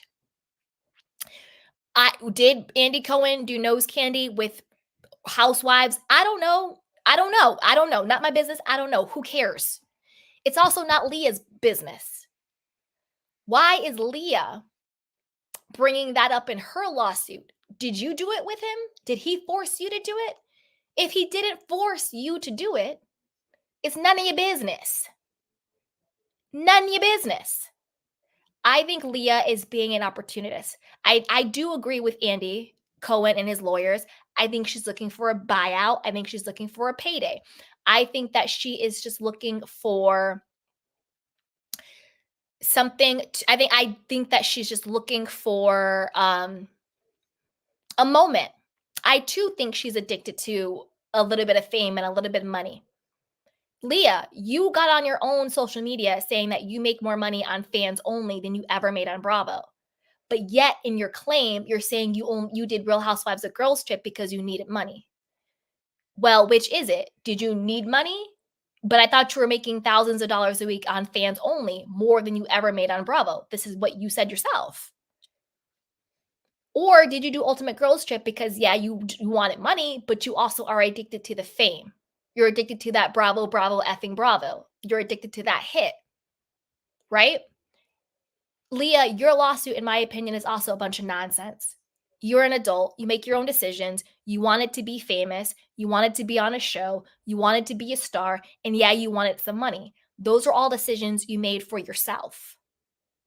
Your lawsuit, in my opinion, again, is a bunch of nonsense. Unless you have the true experience and unless you actually know, and unless Andy Cohen coerced you to do something, leave that man alone. And I'm not defending Andy Cohen because I do think he's out of pocket. I do think he's sloppy and I do think he is inappropriate at times. I'm not saying he's an innocent saint, but I'm saying in the context of Brandy and Leah McSweeney, both of them are full of nonsense. My heart goes out to Brandy because I think there's something really wrong with her and she needs legitimate help for her life. Like seriously, it's like some Anna Nicole Smith, something's going on there. Leah McSweeney can go kick rocks. She's nothing but a fake and a phony and opportunist, in my personal opinion. Now, is Bravo and Andy getting ready to cut bait and cut ties? Maybe, maybe not. I see you, Jacob. I'm going to bring you up in a second, sweetheart. Now, this blind item, according to Crazy Days and Night, says all of these lawsuits is why the late night host is going to be replaced by the one who was in the FaceTime joke. So let's decode this. What it's claiming is that Andy Cohen is going to be replaced by Kate Chastain. Because allegedly, Kate Chastain was the one in the FaceTime with Andy Cohen when he was saying to Brandy, "Oh, I want to have sex with Kate, but I want to be thinking of you while I'm doing it," on the FaceTime video. Andy has since come out and said it was a joke. Brandy was in on the joke. I believe Andy. I do think it was a joke. He is openly gay. I don't think he's checking for any woman like that. Also, at the time, I don't know where they stand now, but Kate and Brandy were really close. Remember, they both were on the first season of Traitors, and they became very, very close. And I think they were supposed to actually do that People's Couch type remake that Kate does on Peacock. She now does it with Captain Lee, but I think she was supposed to do it with Brandy, but then Brandy got in trouble with the Morocco thing and all of this stuff, and so Brandy couldn't do it anymore. I believe that's what happened. I could be wrong. Check me on that. But I believe that Kate and Brandy were supposed to do some project together. But obviously Brandy got in trouble. She couldn't do it. My question is this. Well, my comments are this, rather. Number one, do I think that Andy's days at Bravo might be numbered? Yeah, I do. I mean, I do think it's not just these lawsuits, it's been a good half of a decade of decline if we're really looking at it. Well, maybe not. I would say 4 years. Actually, I'm going to call it like Kathy Hilton called Kyle and Mauricio's relationship. I would say for the last 3 to 4 years, it's been on the decline. There has been questions about Andy with Nene and Andy with other people on Bravo, all of these lawsuits. It's just Bravo has kind of been a dumpster fire for the last few years. And I think anytime where you make an executive of the show who is not the owner of the show, the face of the show, you run into problems, into conflict. You know, like there's like Oprah, right? She's the face, but she's the owner. There was Wendy Williams. She's the face, but she's the owner. But with Andy, I believe Bravo put a statement out and they're like, Andy hasn't been a like true executive at the network since 2013 or something like that. So I don't know. I don't know. Do I think his days may be numbered? Probably. But I think it's been a long time coming. I think this is just another, straw on the camel's back. I think it's been a long time coming. Do I think he's going to be replaced by Kate Chastain? I hope not. I don't think that number one, and Bravo, if you're listening, here's some free advice. Number one, if you do replace, I don't think Andy Cohen needs to be replaced at Bravo entirely. I don't. I think he can keep Watch What Happens Live. But that's it. Let that be his baby. He's also over on Peacock hosting some ex reality dating game show. It's like some really weird, like Date My Ex or My Ex is Next. It's some really weird, low budget, wackadoodle looking, wannabe Love is Blind, X on the Beach, weird show on Peacock. He's also hosting that. Let him have that little thing that if he wants to have that. Let him have Watch What Happens Live. But when it comes to Housewives, he does need to extract himself. He doesn't need to be hosting not Nan, another reunion, not Nan, another one. Whatever one we're going to get Beverly Hills, that needs to be his last. He doesn't need to host not Nan, other reunion. He needs to really just be taken out of the Real Housewives universe. He also needs to get a new booker for Watch What Happens Live. Yes, he can book the Housewives, but he needs to book more than just Bravo reality people. If you look at Watch What Happens Live, it's just a machine for Bravo. That's it. I think if he wants to keep Watch What Happens Live, he needs to branch out and get other guests on the show. So it's not just go on Watch What Happens Live because you're a Bravo star, kiss Andy's butt while he's wasted and high, allegedly, and it's all awkward and he has no idea what the hell's going on. That's what I think they should do. I don't think they need to cut ties 100% with him, but he needs to cut bait. Well, they need to cut bait from being so enmeshed with the Housewives. Because whether or not, because I don't think he even has hire and firing power anymore, but that's the perceived power he has. I think your average person thinks that Andy Cohen owns Bravo, that Andy Cohen hires and fires and picks housewives. That's not true. He's more of a figurehead than anything right now in reality, but that's not the perception. He has a perceived power. And I think they need to break that down because, to be honest with you, perception is reality. If I have a perceived power, that's just as good as having actual power. And I think they need to separate that. However, Kate Chastain ain't it. Oh, no, she's not it. I'm sorry. She was on Below Deck. She had a cute moment on Traders. I don't know how that makes you equipped for what we need the Bravo Housewives reunion new housewives liaison to be. That ain't it. I think they need to hire outside of the Bravo verse. What I mean by that is no ex Bravo stars should replace Andy. No, because then you're going to have the same exact problem.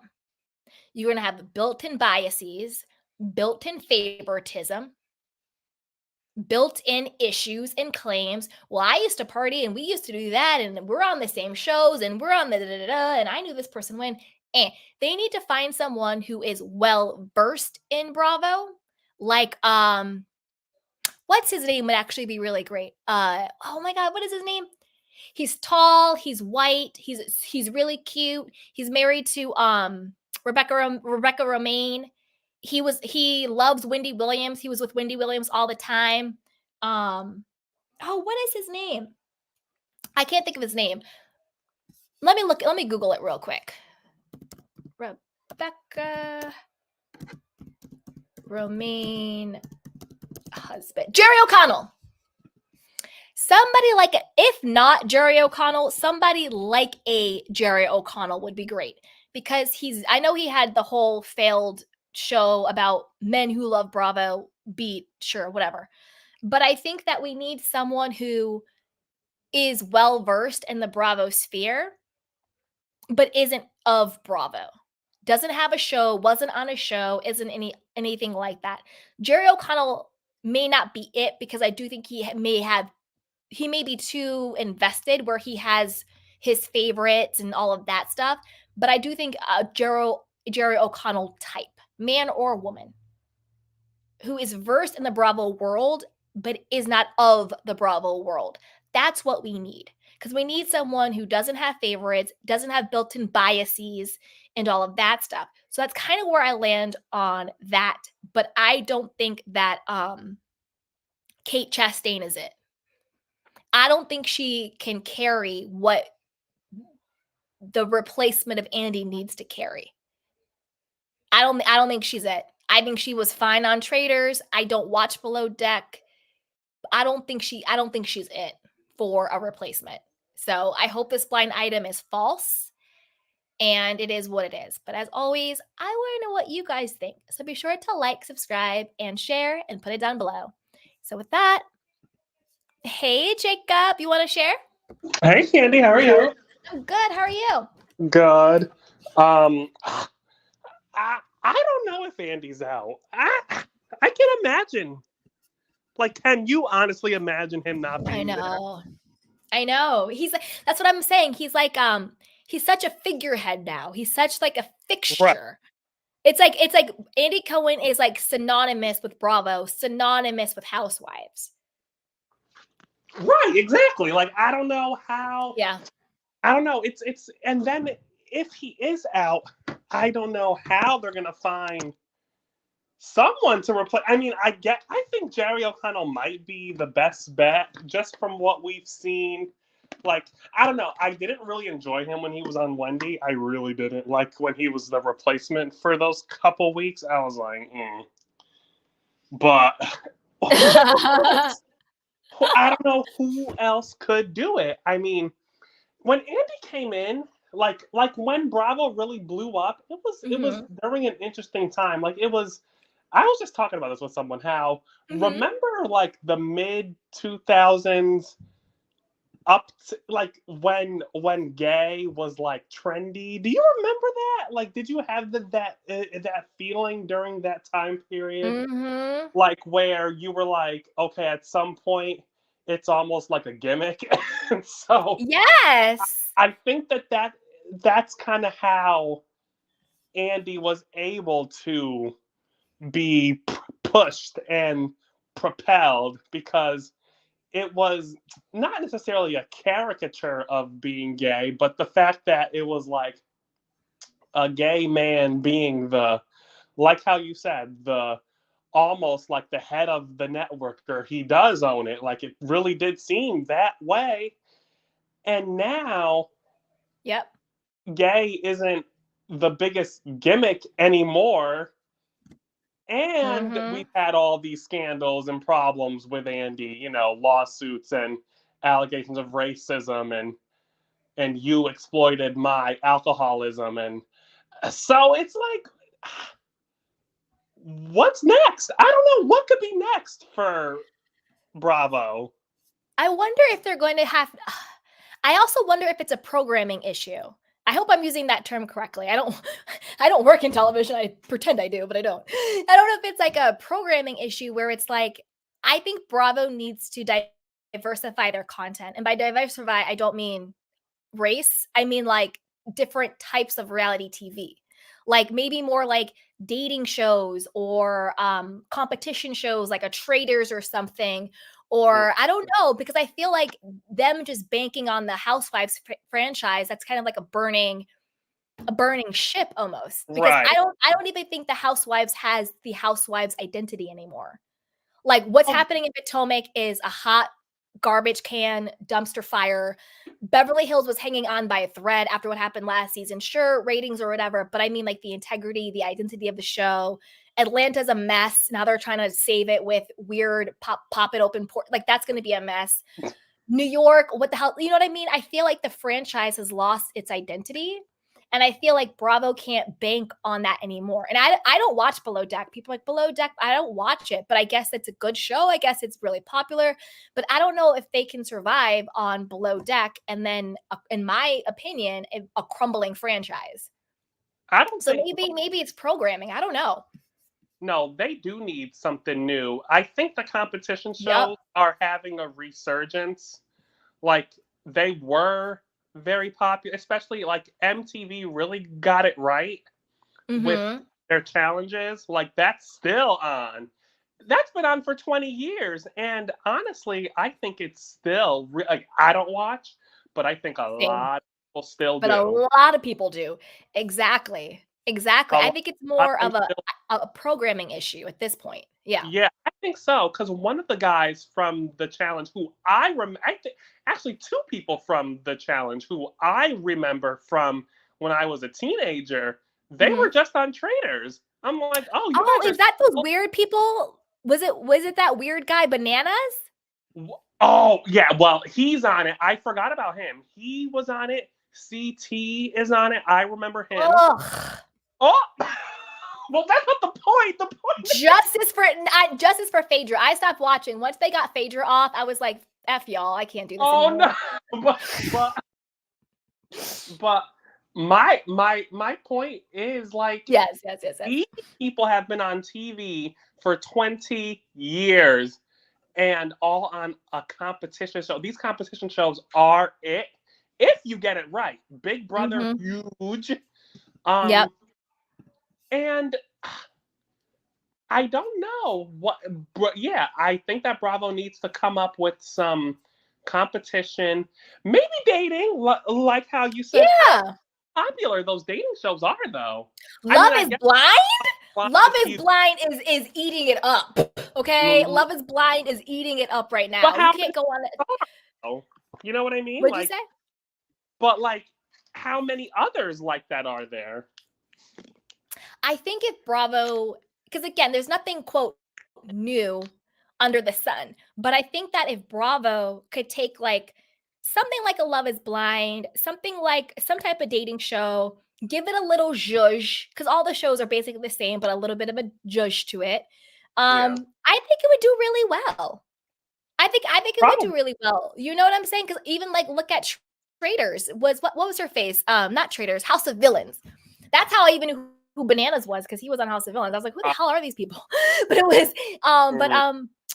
New York was on there. You know, she was from a Yeah, dating show and all these other people. And look at Bachelor. You know, the Bachelor Nation is huge.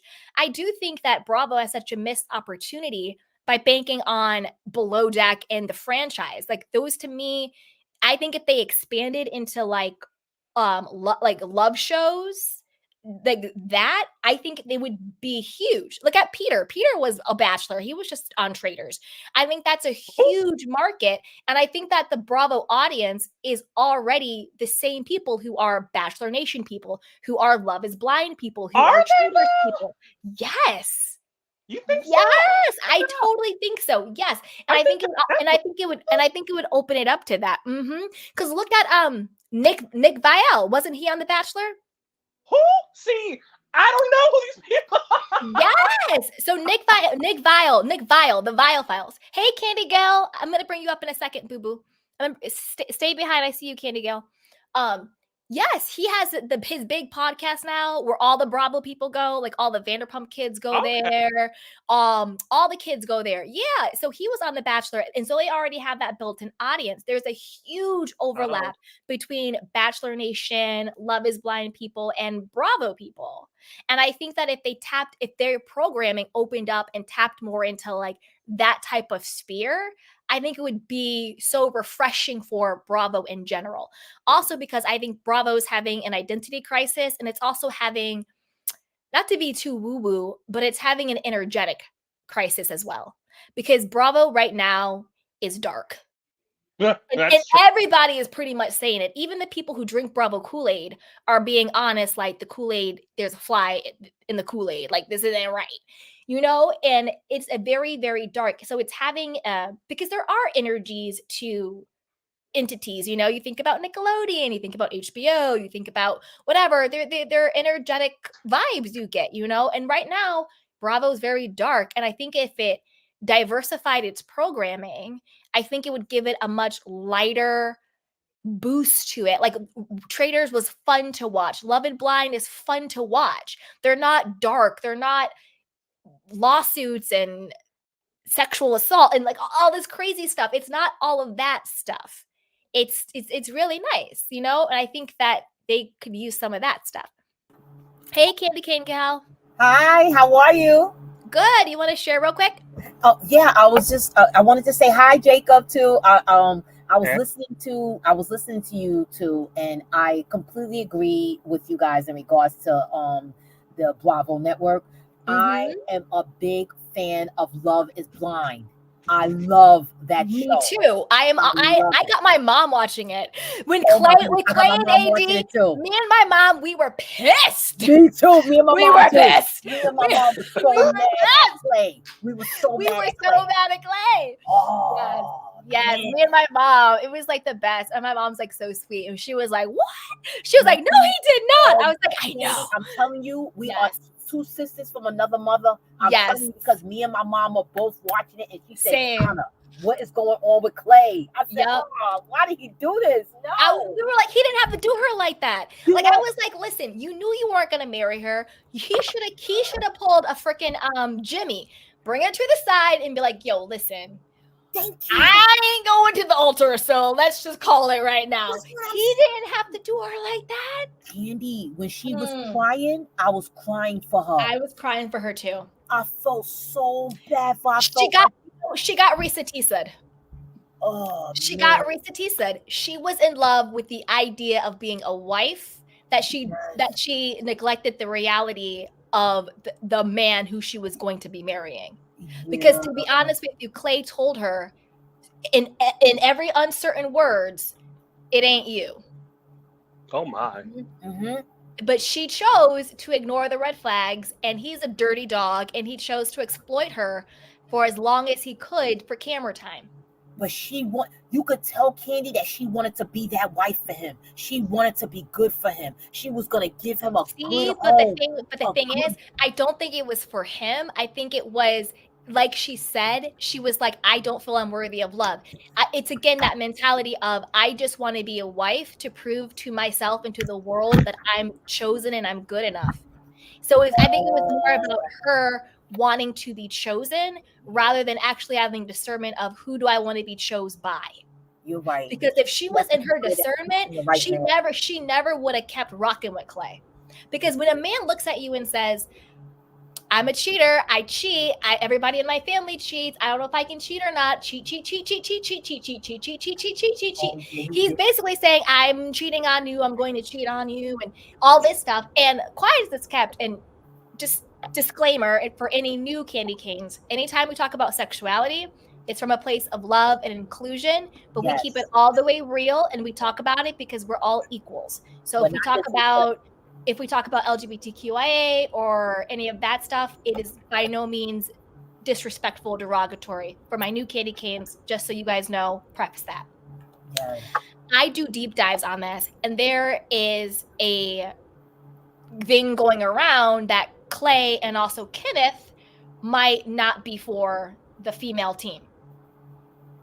Oh, come on. Yes. And I believe it because there's this clip where you know how the liquor gets flowing and you forget they're mic'd up. Yes. The liquor was flowing. They were mic'd up, and the camera, you could tell the camera was zooming in, and they thought they were off camera. Kenneth and Clay were kikiing it up. I mean, they were having a high kiki. And AD comes over and she's like hugging him and kissing him, and he kind of like placates to her. And then Kenneth says to him, "Oh, you turn me on so much." To Clay. And then and then Kenneth, because everybody getting exposed. Jimmy's getting exposed, Jeremy's exposed. Another thing, who was Candy, the big guy got exposed, but Kenneth's cousin came out and said, because she did the that cute rainbow emoji, and she was like, no, he's gay. He just did the show for clout. Wow. And I believe that with Kenneth too, because you could tell he was the way he switched up on her real quick. You could tell. And then the footage between Kenneth and Clay, I was like, they are flirting. And then why would Kenneth whisper to him, "You turn me on so much"? Wow. Wait a minute, what? Yes. Wow. Yes. Now I gotta watch. That is so what? Now I gotta watch. And again, I'm not being stereotypical or derogatory. No. Always like, oh, Clay is such a pretty boy, and he always says that. And I watched back and I looked at his like mannerism. I was like, oh. And the reason why I think Clay may or may not be in the closet, again, I don't mean this disrespect, but remember how he talks about his father is basically like a womanizer dog.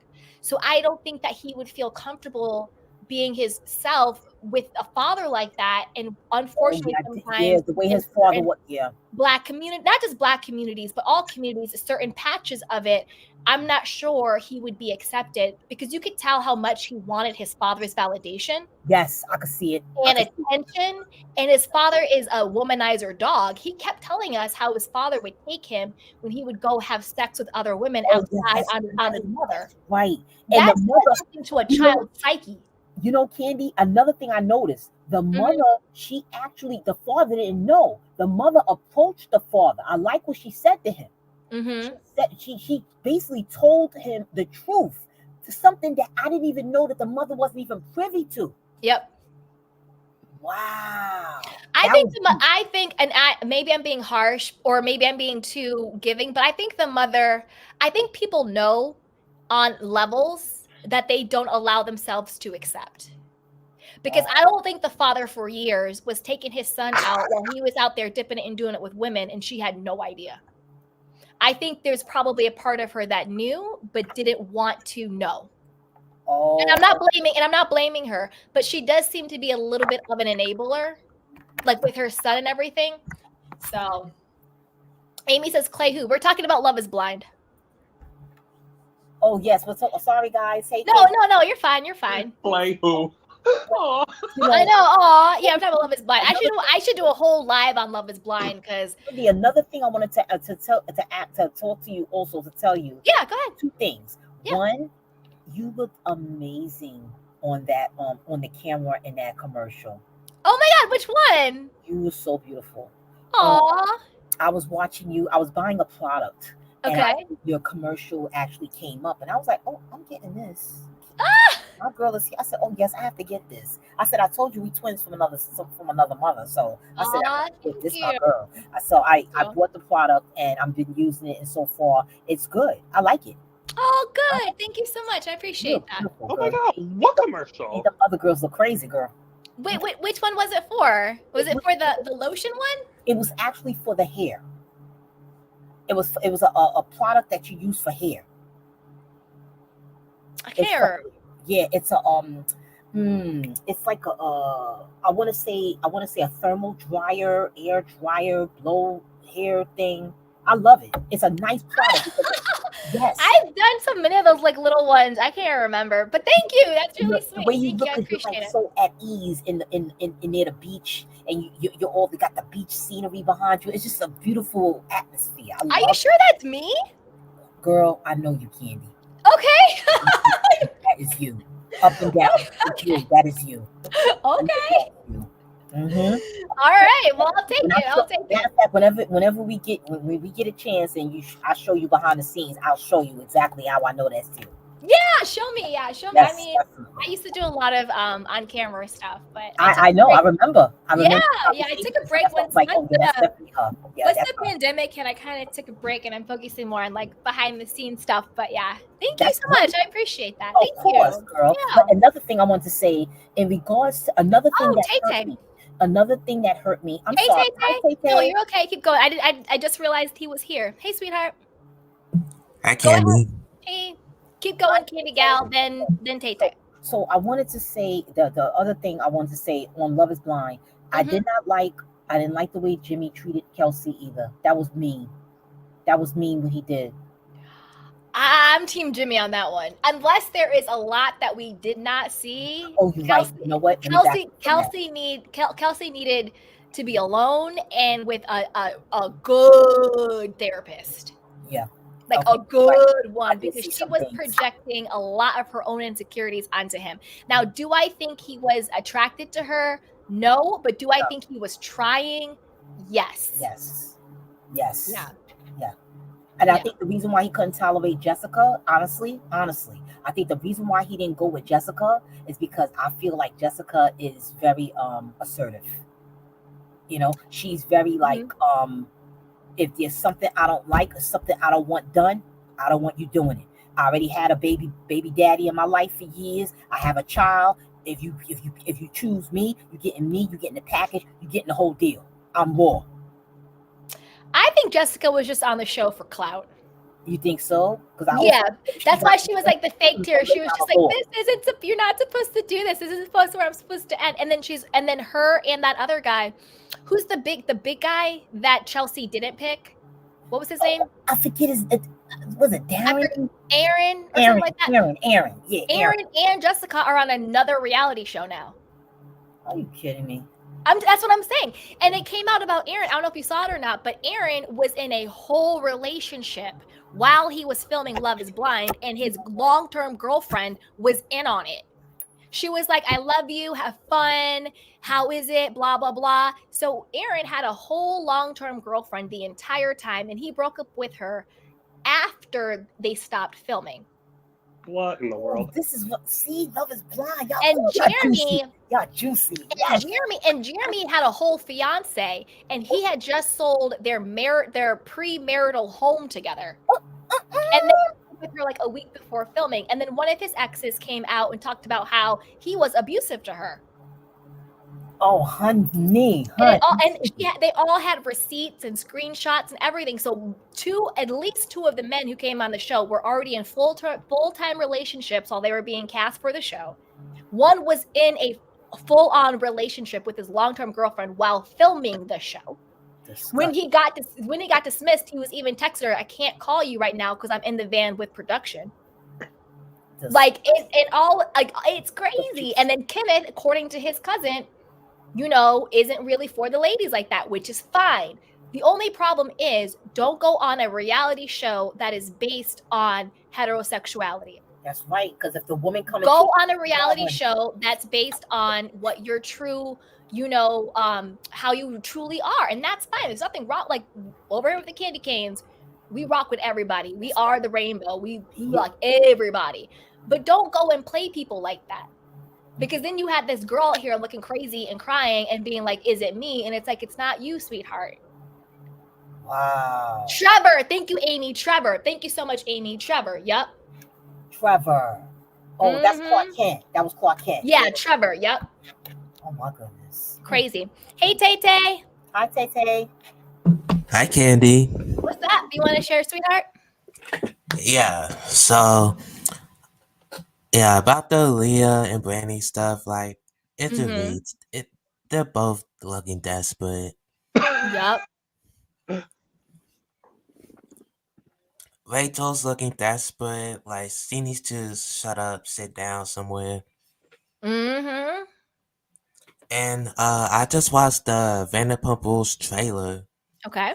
For the mid-season. And I thought it was looking... It's mid-season already? Yeah. Yep. I'm not watching that. Like, it looked weird. The show, that's another thing. Vanderpump Rules, it's a wrap. This needs to be the swan song. Let it go. I don't even need a reunion. I don't need an after show. I don't need anybody to watch what happens live. I need everybody on that show to sit down, have silver sweets, and keep it popping. Like, we don't need them.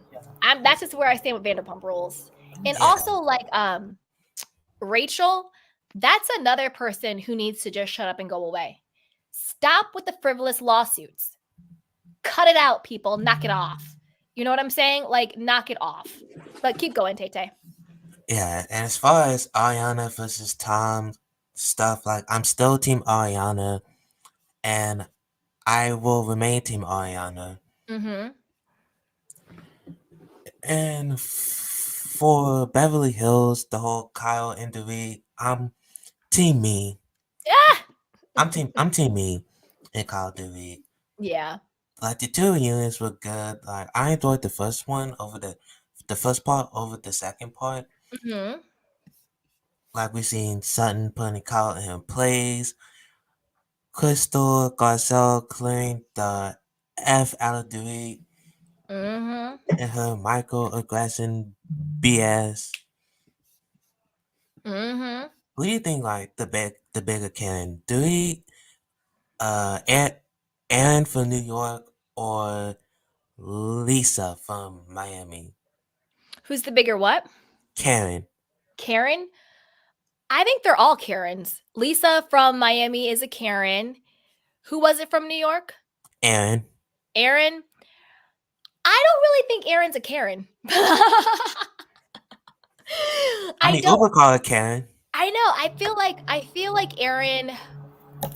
I think Aaron sometimes is a little bit in her little privileged bubble, but I don't think Aaron is a Karen. I do think Lisa is a Karen. I do think Dorit is a Karen. 100%. Do you think But Ramona I think Aaron might be a little out of touch, but I don't think that she's like Karen. You think Ramona Singer is a Karen? I think Ramona Singer is beyond a Karen. I think she's beyond a Karen. Candy, can I ask you a question? Yeah. Yeah, what's up? By any chance, I'm just curious, did Kyle ever apologize to Garcelle, her and Mo, for laughing about the situation with the son? Did they ever apologize to her? I'm just curious. Behind the scenes? They did. Yeah. Okay. Yeah, they did. They apologized publicly too and behind the scenes, which I think is perfect because if you disrespect me publicly, then you need to apologize publicly. So, and then Mauricio said that he did talk to Garcelle as well because he was like, I didn't understand what was going on. I didn't see the scene. It was kind of like this is what he is saying. He's saying it was just set up like because the scene when you do see it, it is kind of like an insert where it's like the two of like Kyle and Mauricio, Dorit and PK are like sitting there randomly out of context, and then Kyle says verbatim the weirdest thing. Did you see Erica cuss out Garcelle's 14-year-old son? Like it was just so it was just so weird. But I do think that in any context, laughing and saying I'm glad she did that is wrong. Yeah, and we seen Kyle like because if anybody would have did that to his little Portia, oh come on, he would have burnt down the whole building if anybody said anything sideways to his little Portia. And Portia and Garcelle's sons are the same exact age. Oh, that's right. Same exact age. If somebody would have cussed out little Portia, Mauricio would have lost his mind. Yes, he would have. But he's laughing and saying he's happy Erica did it to Garcelle's child. Yeah, that was. I mean, we could say benefit of the doubt that he didn't truly understand the context of it. He was probably high as a kite, allegedly. Yeah. I don't know, but it is what it is. But I think after that situation, I do think that Erica, Mauricio, and Kyle did apologize. Dorit, the biggest problem with Dorit in that situation is when Garcelle, who very rightfully so, was still like, I'm not sure if I trust my children with this group. Erica was humbled and didn't say anything. Kyle was humbled, didn't say anything, let her talk.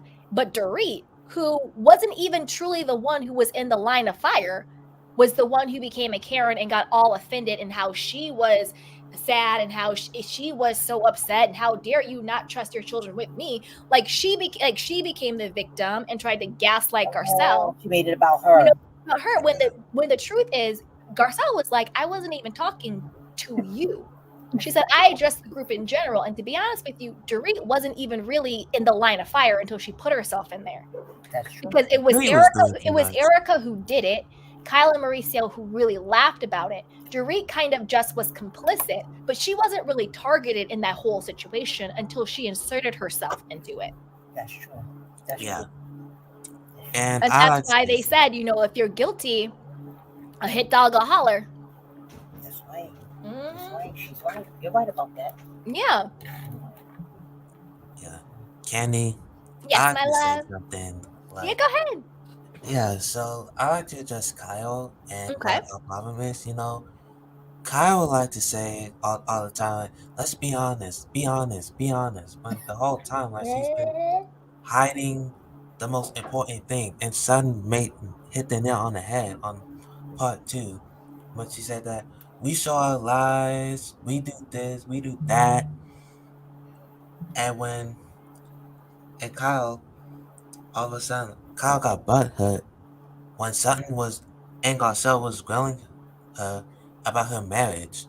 Like, wasn't it the same Kyle who grilled Denise when her shit was being aired? And Eddie posted on Twitter that, Denise had court cases going on. And she had a trial to go on. And they set Denise up and the threesomes and stuff. And that's why that's what Denise came back on the show. They tried to come after Erica because I believe Erica was part of that conversation with Lena, with Kyle, with Teddy, with the Fox Force geeks. Not the geeks, babe. I love it. Not the geeks, babe. I love it, Tay. He said the geeks. Yeah. I call them the geeks. I call them the frauds. It's nothing. I call them the Fox Faux 5. Because they fake. They all fake. I'm sorry. They are. They're fake as hell. Yeah, and Teddy, Teddy was on What's Rappin's Live. I didn't need to hear anything from him. Teddy, just shut the hell up. Go back to a mediocre podcast that nobody listens to.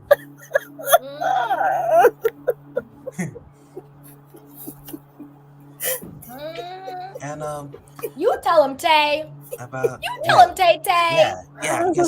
Because I have beef with Teddy on Twitter. And call it like you see it, babe.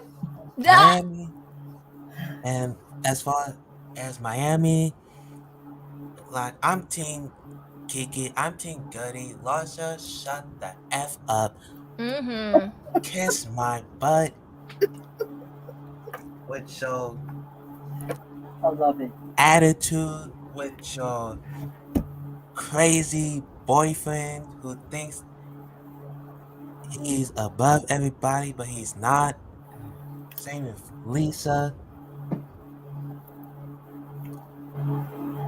And if I'm Guerdy, if she's grilling me about my cancer, I would have that same energy.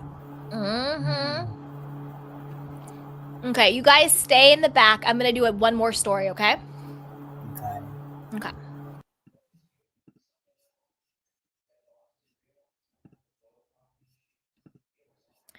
Okay, you guys, are you ready for the latest accusations from Raquel Leviss is accusing James Kennedy of being violent and dangerous in a lawsuit, as experts say she has a stronger case against Ariana than Sandoval, and she says she could see a huge payout.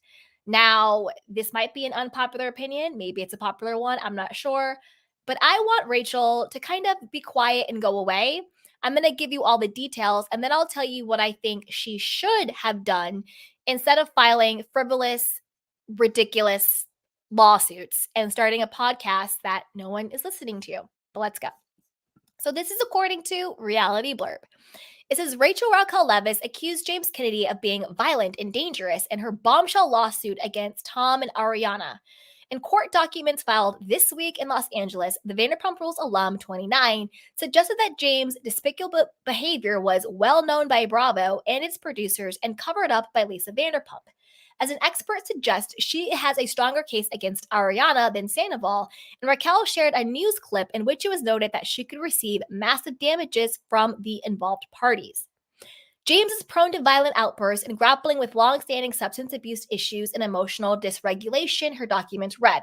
As seen in a post shared on Reddit, James would regularly berate Rachel, falsely accuse her of cheating, and act in a generally unhinged manner. Some of this was captured on camera, some was not. Rachel eventually warned James that she would leave him if he did not stop drinking. However, she soon learned that his despicable behavior was not solely a function of alcohol abuse. A Thanksgiving Day incident with her former fiance was also mentioned. James erupted at Rachel's mother and father and kicked her family dog 4 times in an uncontrollable rage, she alleged.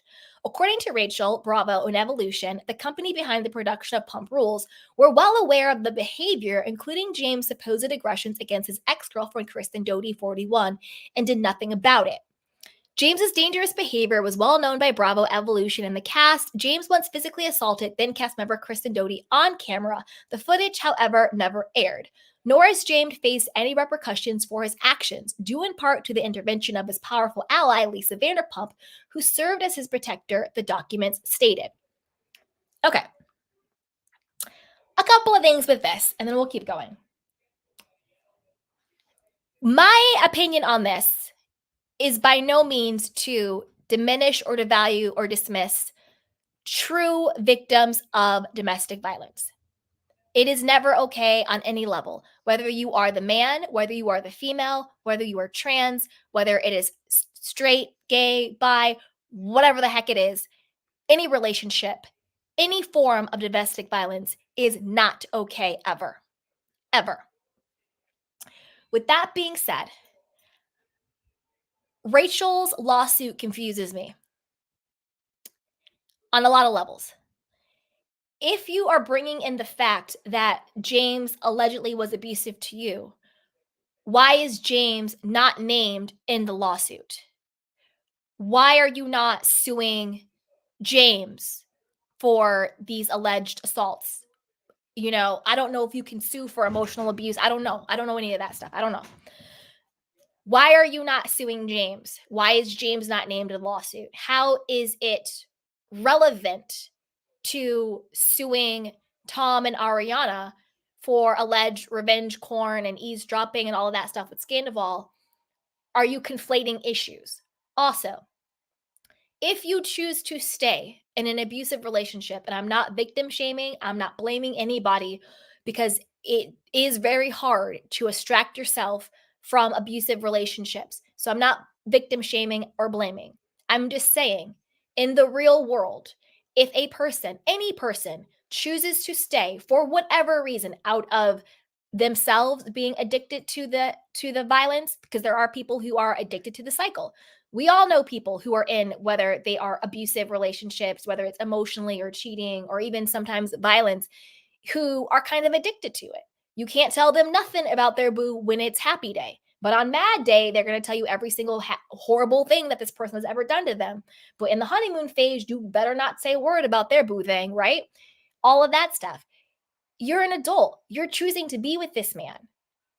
How is it Bravo's fault that you're choosing to stay in a relationship with this man? I'm not saying that he isn't abusive. I'm not saying he is. I don't know. That's not even for the courts to decide, because again, she's not suing James. So I'm really confused on that one. How is that relevant to this case? Doesn't make any sense to me. I think Rachel wanted fame. She sought him out. She said it herself that I think it was her dad dropped her off where he was DJing to meet him. So if you are a stalker fan and you seek somebody out because you want to be on a show and you want fame, and you've watched him on said show, you know who he is, and you still seek him out, and you choose to stay in a relationship with him to the point where you get engaged to him, how is that anybody else's fault but your own? And I'm not blaming her or shaming her if she's a victim of domestic violence. I'm just looking at it objectively, because I know it's very hard for people who are in truly abusive relationships to extract themselves. Sometimes it's even physically dangerous for them to do that. I understand that 100%. I'm just talking about this particular situation, okay? So that really confuses me with all of this. Also, bringing Kristen Doty into the situation. If there is footage of James physically hitting Kristen, we need to see it. It needs to be leaked. Something needs to happen. Kristen has alluded to things but hasn't really said things. But that's also Kristen's story to share. So for Rachel to be like, they're exploiting me and all of this stuff, and they're eavesdropping and exploiting my stuff. if James was physically against Kristen, because we did see on the show they had a very unhealthy, definitely bare minimum. Actually, it was physically abusive, but what we saw on the show, again, I don't know if it's true that him being abusive to her wasn't shown. That's what she's alleging. We haven't seen it, so I don't know. But what we did see on the show, what I saw with my own two eyes, because I watched the show, was Kristen punched James in the face. I think it was at Sheena's first wedding, I think. She punched him in the face. Now, he was emotionally and mentally abusive to her. We saw that on the show, and she was to him. So clearly there has been violence on some level in their relationship. If he's being protected and they didn't show it, we need to see it. I'm not saying that didn't happen or not. But again, how is that relevant to what Rachel is saying? Because that's Kristen's story to share, and that's Kristen's obligation or job or choice, rather, if she wants to pursue something against Bravo or Evolution or James or Lisa or whatever, because that's what happened to her. So again, I'm super, super confused about everything Rachel is saying. And we're going to finish up the article and all the allegations, and then I'll tell you what I actually think Rachel should have done if her intentions were in the right place, because I actually don't think Rachel is this victim. I think she's pissed that the story didn't turn out that she was the princess, that she was the victim, that she was, the one who was wronged. I think she's pissed that she didn't get the money she thought she was going to get. I think she's pissed she didn't get the narrative she thought she was going to get. But at the end of the day, the only person she can blame for that is herself, because she was actually being set up to be the darling of Vanderpump Rules. Her entire edit of season 9 or 10, was it? Whatever season that we're not on, the season that just passed, her entire edit was setting her up to be the darling of the show. She finally got rid of abusive James Kennedy, and she was standing on her own and finding her own self. She's standing up to Lala and Katie, the bullies, and she was finding her own voice. She was being set up to be the darling of the show, to get the deals, to get the money, to get the narrative, to get all of that.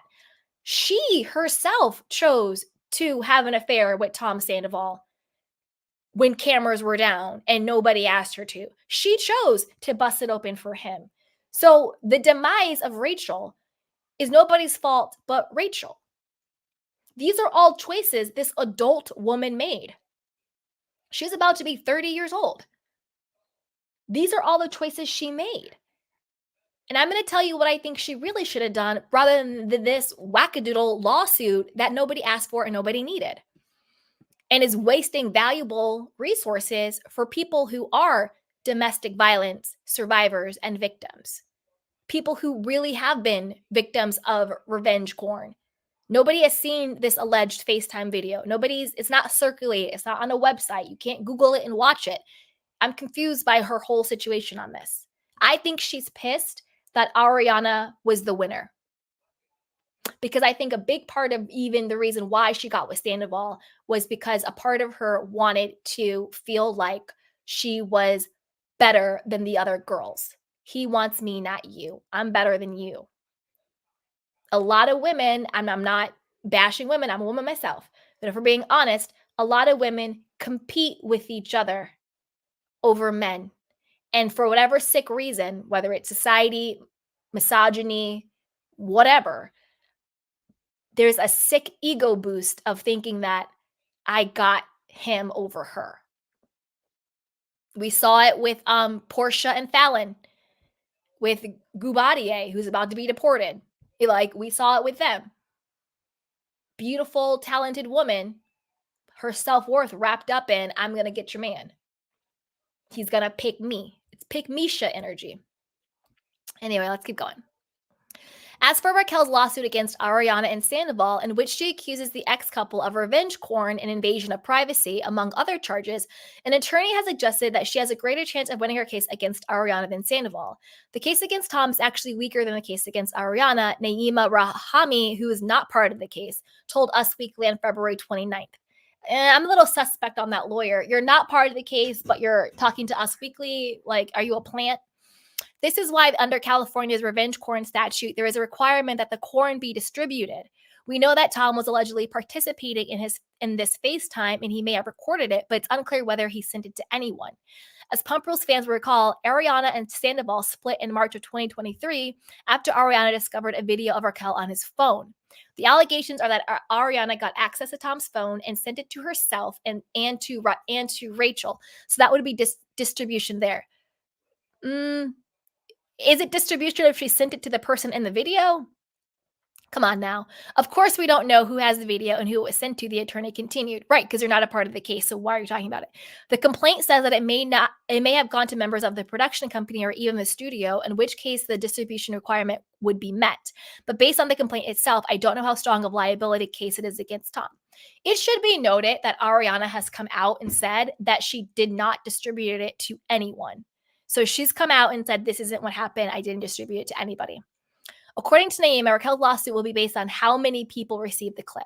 If it was disseminated far and wide and there's a video out there and dozens of more people have seen it, that's a big problem, he noted. But that's the thing, though. It's like, isn't Naima the same? No, he's a different lawyer. But this is the thing, though. I don't think it's been publicly distributed. Is there a difference between public distribution versus private distribution? I don't know.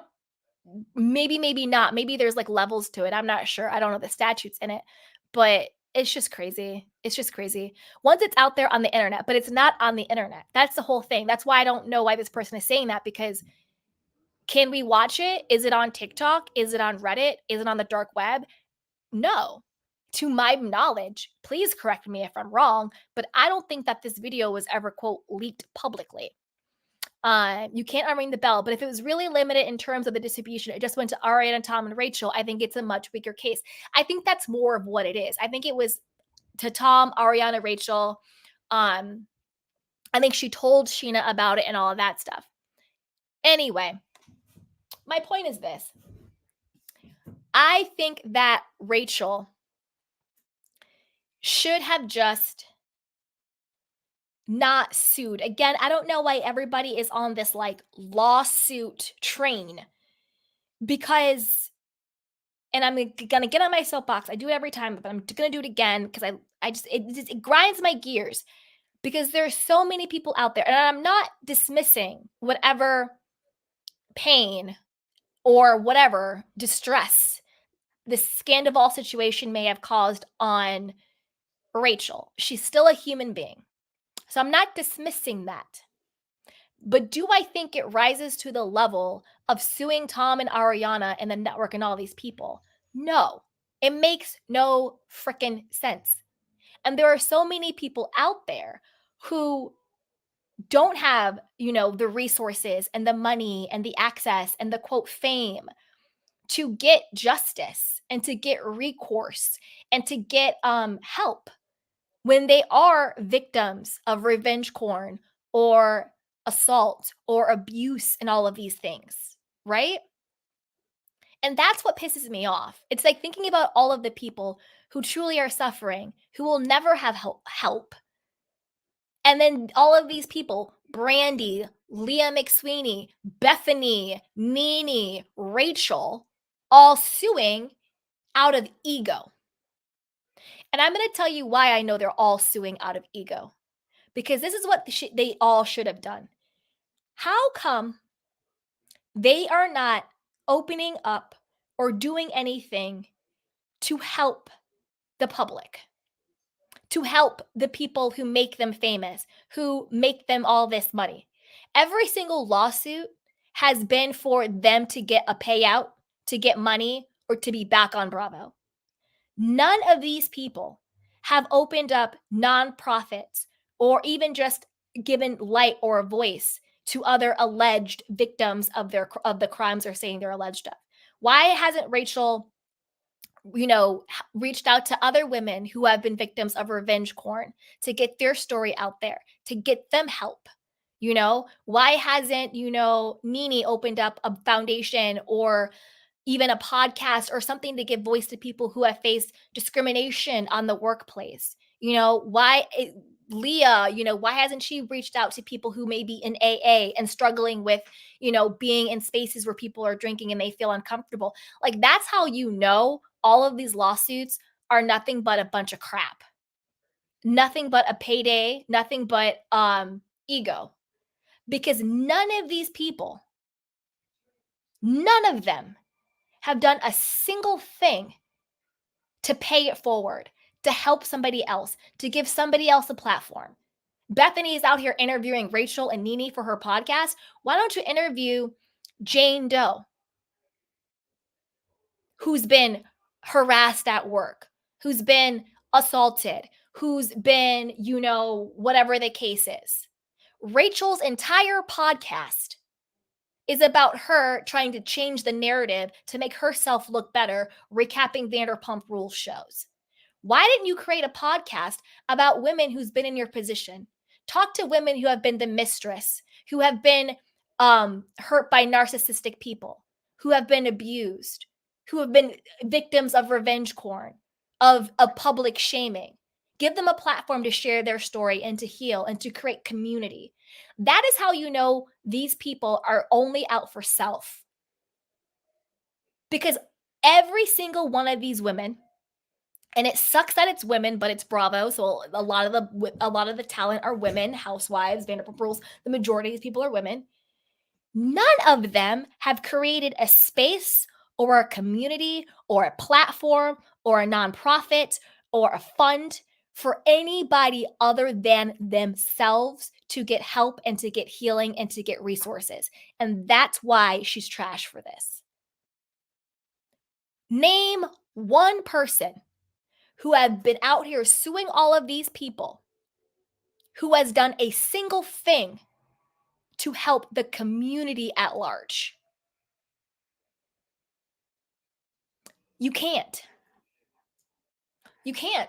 All of their podcasts, all of their YouTube channels, all of their lawsuits have been about self.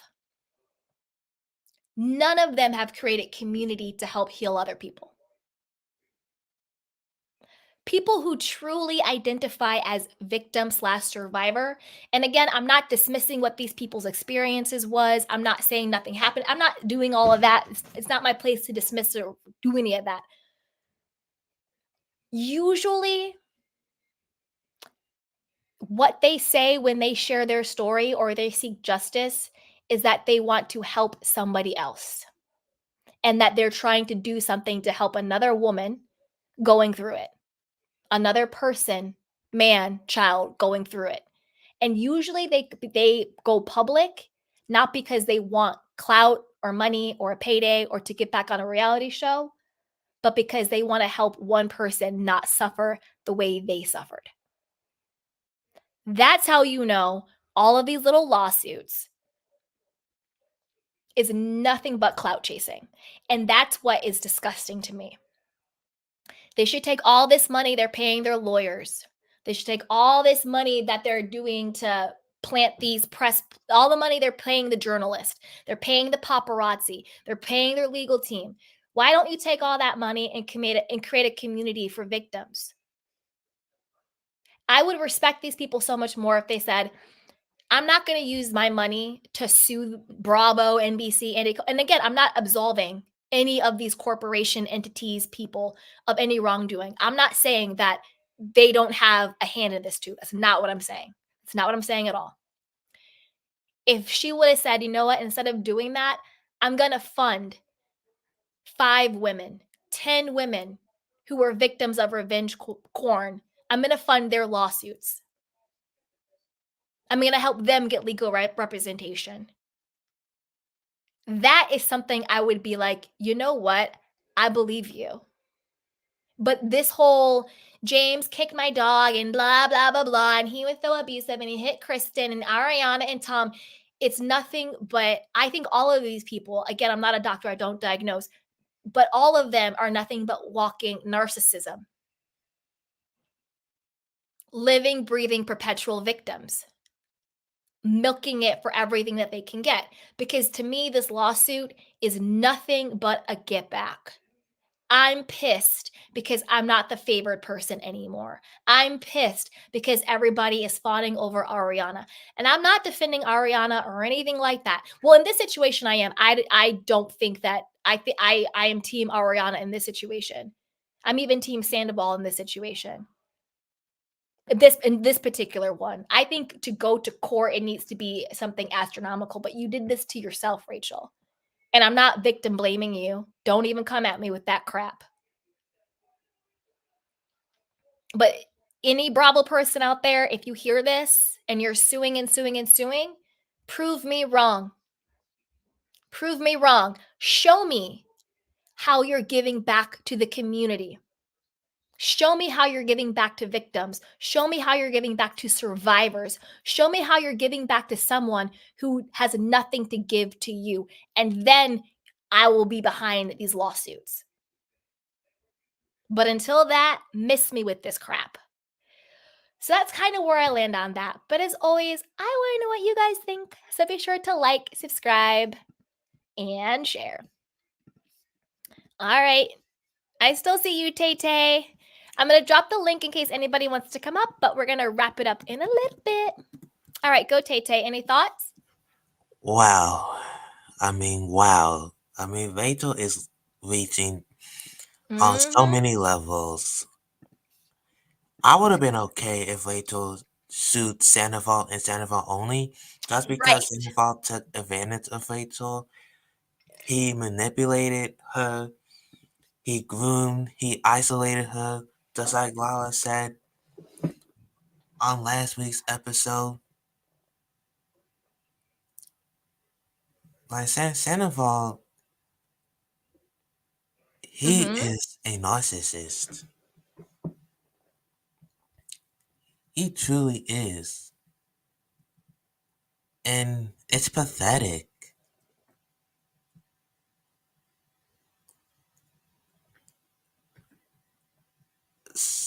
Swartz. I'm not defending Swartz because I believe Swartz had a lot to do with the breakup with Ariana when him and Rachel was kissing in Mexico during Sheena's wedding. And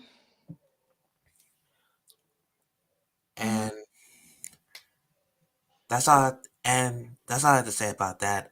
Did you see the Valley trailer last night? It's looking I did, hot. yeah. Yeah. Hey, Adam. Hey, Candy. Hey. You want to share? Thank you, Tay Tay. Loved your commentary, sweetheart. Go, Adam. Well, firstly, the Valley, that trailer just screamed midlife crisis. Like that is, I will not be watching unless someone's willing to pay me. Well, I'm still gonna be watching it. I mean, Jax and Kristen, after what they did, I mean, they show. I mean, especially both of them horrible people, and Kristen. I mean, nothing to me screams a changed person. But in terms of I've only literally just got back home. So have you discussed did you discuss Beverly Hills reunion or? I haven't discussed the reunion. I discussed some other stuff, but just sound off whatever you want because we're gonna wrap up a little bit. Okay, my whole stance when it came to the Beverly Hills reunion is that there was just a lack of synergy throughout the cast with everyone. I mean, I liked Sutton and how she had that whole one-to-one with Kyle going at her, but it wasn't. It was better than the first episode, but it's still quite lackluster. I think the whole concept of Kathy coming back for the reason why she's at the reunion, I mean, I don't really see why she would. I mean, and I kind of also, in terms of just that show, in terms of for as you and I yesterday were talking about, they need to revamp that cast, and I feel that there's no reason for Dorit and Crystal to come back as housewives, or some of them in the sense of Crystal is already a friend of with a tagline. That's kind of just this magical tagline out of nowhere. I want to see more of kind of that organic Beverly Hills that we saw prior to. I mean, ever since Dorit came on this show, the Beverly Hills affluence kind of wasn't at the all-time heights, right? Exactly. And I want to see more of that. And in terms of the Miami reunion trailer, reunion, that was just unwatchable for me. That was just I can't stand the whole thing that's going on. The whole cast is even more out of line with one another. Did you see the Vanderpump Rules mid-season trailer? No, not yet. I did. I just sent it to you, and it's pretty good. Do you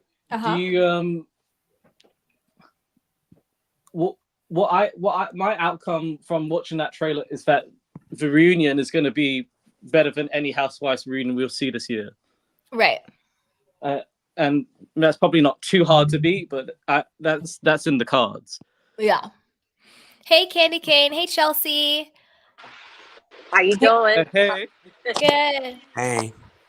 So we're about to wrap up, but I want Chelsea, you can sound off because we haven't heard from you yet. Hey, girl. Yeah, I'm just happy that I made the live. Yay. I thought I missed it yesterday, and I was like, no. I pushed it so more people could come because it was so late late last night. So people were like, "Can you push it to tomorrow during the day so they can make it?" Yeah. No, I missed your Miami recap, so I'm gonna have to go back and watch the replay. But I'm just glad you touched on that. Miami was my favorite. I think Miami was. I'm kind of mad at Bravo. Me I'm too. a little disappointed because I feel like they played them these last two episodes with the reunion. Like the way how they had them playing on Peacock. Like I think they didn't show their second episode because of Erica Jane's spinoff, which was like no one wants to watch that. I was so mad. And then the third finale they played like on a Thursday. I don't know. It just, and people like are not gonna see it, like the views. And so I don't want them to like fall underneath on Bravo when they were doing so good on Peacock. Like Miami is just, it was just so good. And I loved how I did hear you say that Guerdy was on Larsa's neck, which I loved.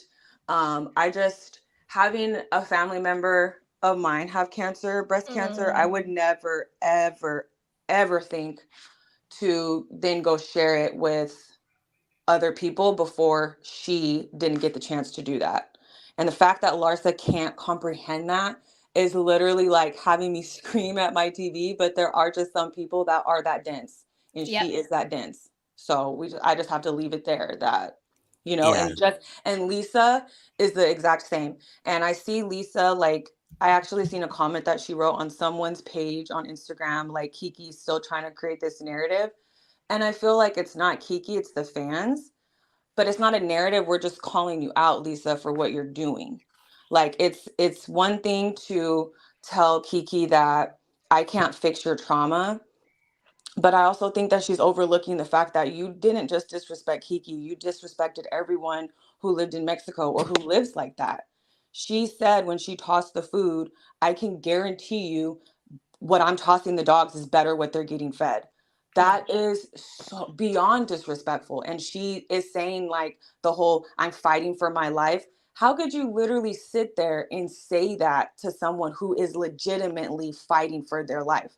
Yet you're in a $32,000 condo.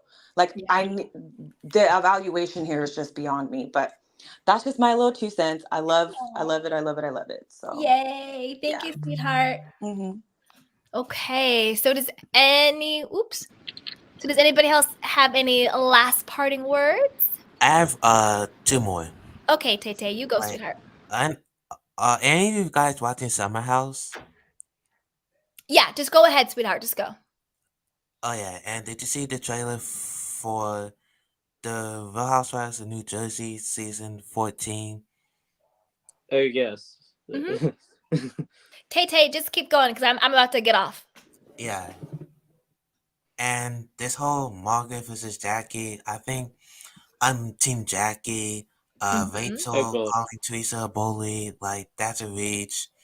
Danielle, Jennifer, the beefing, John Fuda, miss me with that shit. Yeah. Yeah, I'm not doing Jersey this. I can't do Jersey because I like my community here, and anytime I ever try and do Jersey, the people who are attracted, they're just very dark and mean. So I'm trying to keep my community love and light. So I'm not going to be doing Jersey, but I would love to do a summer house. Yeah, I would like to see you do Summer House. I would do summer house. Yeah. You Yeah, should I do do Summer Vanderpump House Villa. and Love and Blind. I want to do Summer House and Love and Blind. You should do Vanderpump Villa. That seems to be. Yeah, I'll do Vanderpump Villa too. That'll be fun. But like Jersey, the people that it attracts just too dark. Speaking of dark, Jersey's all over the place. It has that weird kind of facade that like there's always something kind of not. It's not a cool vibe at times. yeah, speaking of dark, did you see Lindsay this last couple episodes of how incredibly out of line she was to call? Like, yeah, she was crazy. She was, whew. This girl. That's why they broke up. I know. I felt really bad for him. Okay, thank you so much, Tay. I appreciate you, love. All right, you guys. You're welcome, sweetheart. All right. Any parting words, Adam? Chelsea? Okay. No, that's it, girl. We're going to catch you on the next live. Yes. I'm hungry. Yes. Bye, Adam. Bye. So shame I just got you just now because literally I was out at work. But it's okay. But when you next do a live that's more of the nighttime my way, let's not forget FMK. You got it, Adam. We'll do like a summer house villa, Vanderpump Villa FMK day. It'll be good. Yes, definitely. All right. Have a good one, and you too. I appreciate you. Don't go starving. Enjoy your meal. I will. I appreciate you, Adam. Thank you, sweetheart. Bye. Bye. Yay! Shout out to my beautiful panel today. We had Jacob, we had Adam, we had Candy Cane Girl, we had Chelsea, we had Tay. Did I miss anybody? If I did, I apologize. We had such a great time. Thank you for everybody in the chat holding me down. Shout out to Steve C. Shout out to Irene. Shout out to Platunia, to Amy, to Jacob. Thank you guys so much. Mademoiselle, DGF, Annie, Zebra, Natoski. Hey girl, Sasha. Yes. Thank you, everybody. Today was so much fun. As always, be sure to like, subscribe, and share. We'll be back for more. And always, if you want me to cover a story, whether it's pop culture, true crime, Bravo, DM me, email me. Everything's linked down below, and I will definitely cover it on the show. So let me know what you guys want to see, what you guys want to hear. Shop the collection. We have the Soft Life collection, and we have our Candy Cane Conspiracy collection. Merchandise is linked down below. Go ahead and treat yourself. And as always, you guys, I love you. Take care of yourself and each other, and I will see you next time. Mwah. Bye.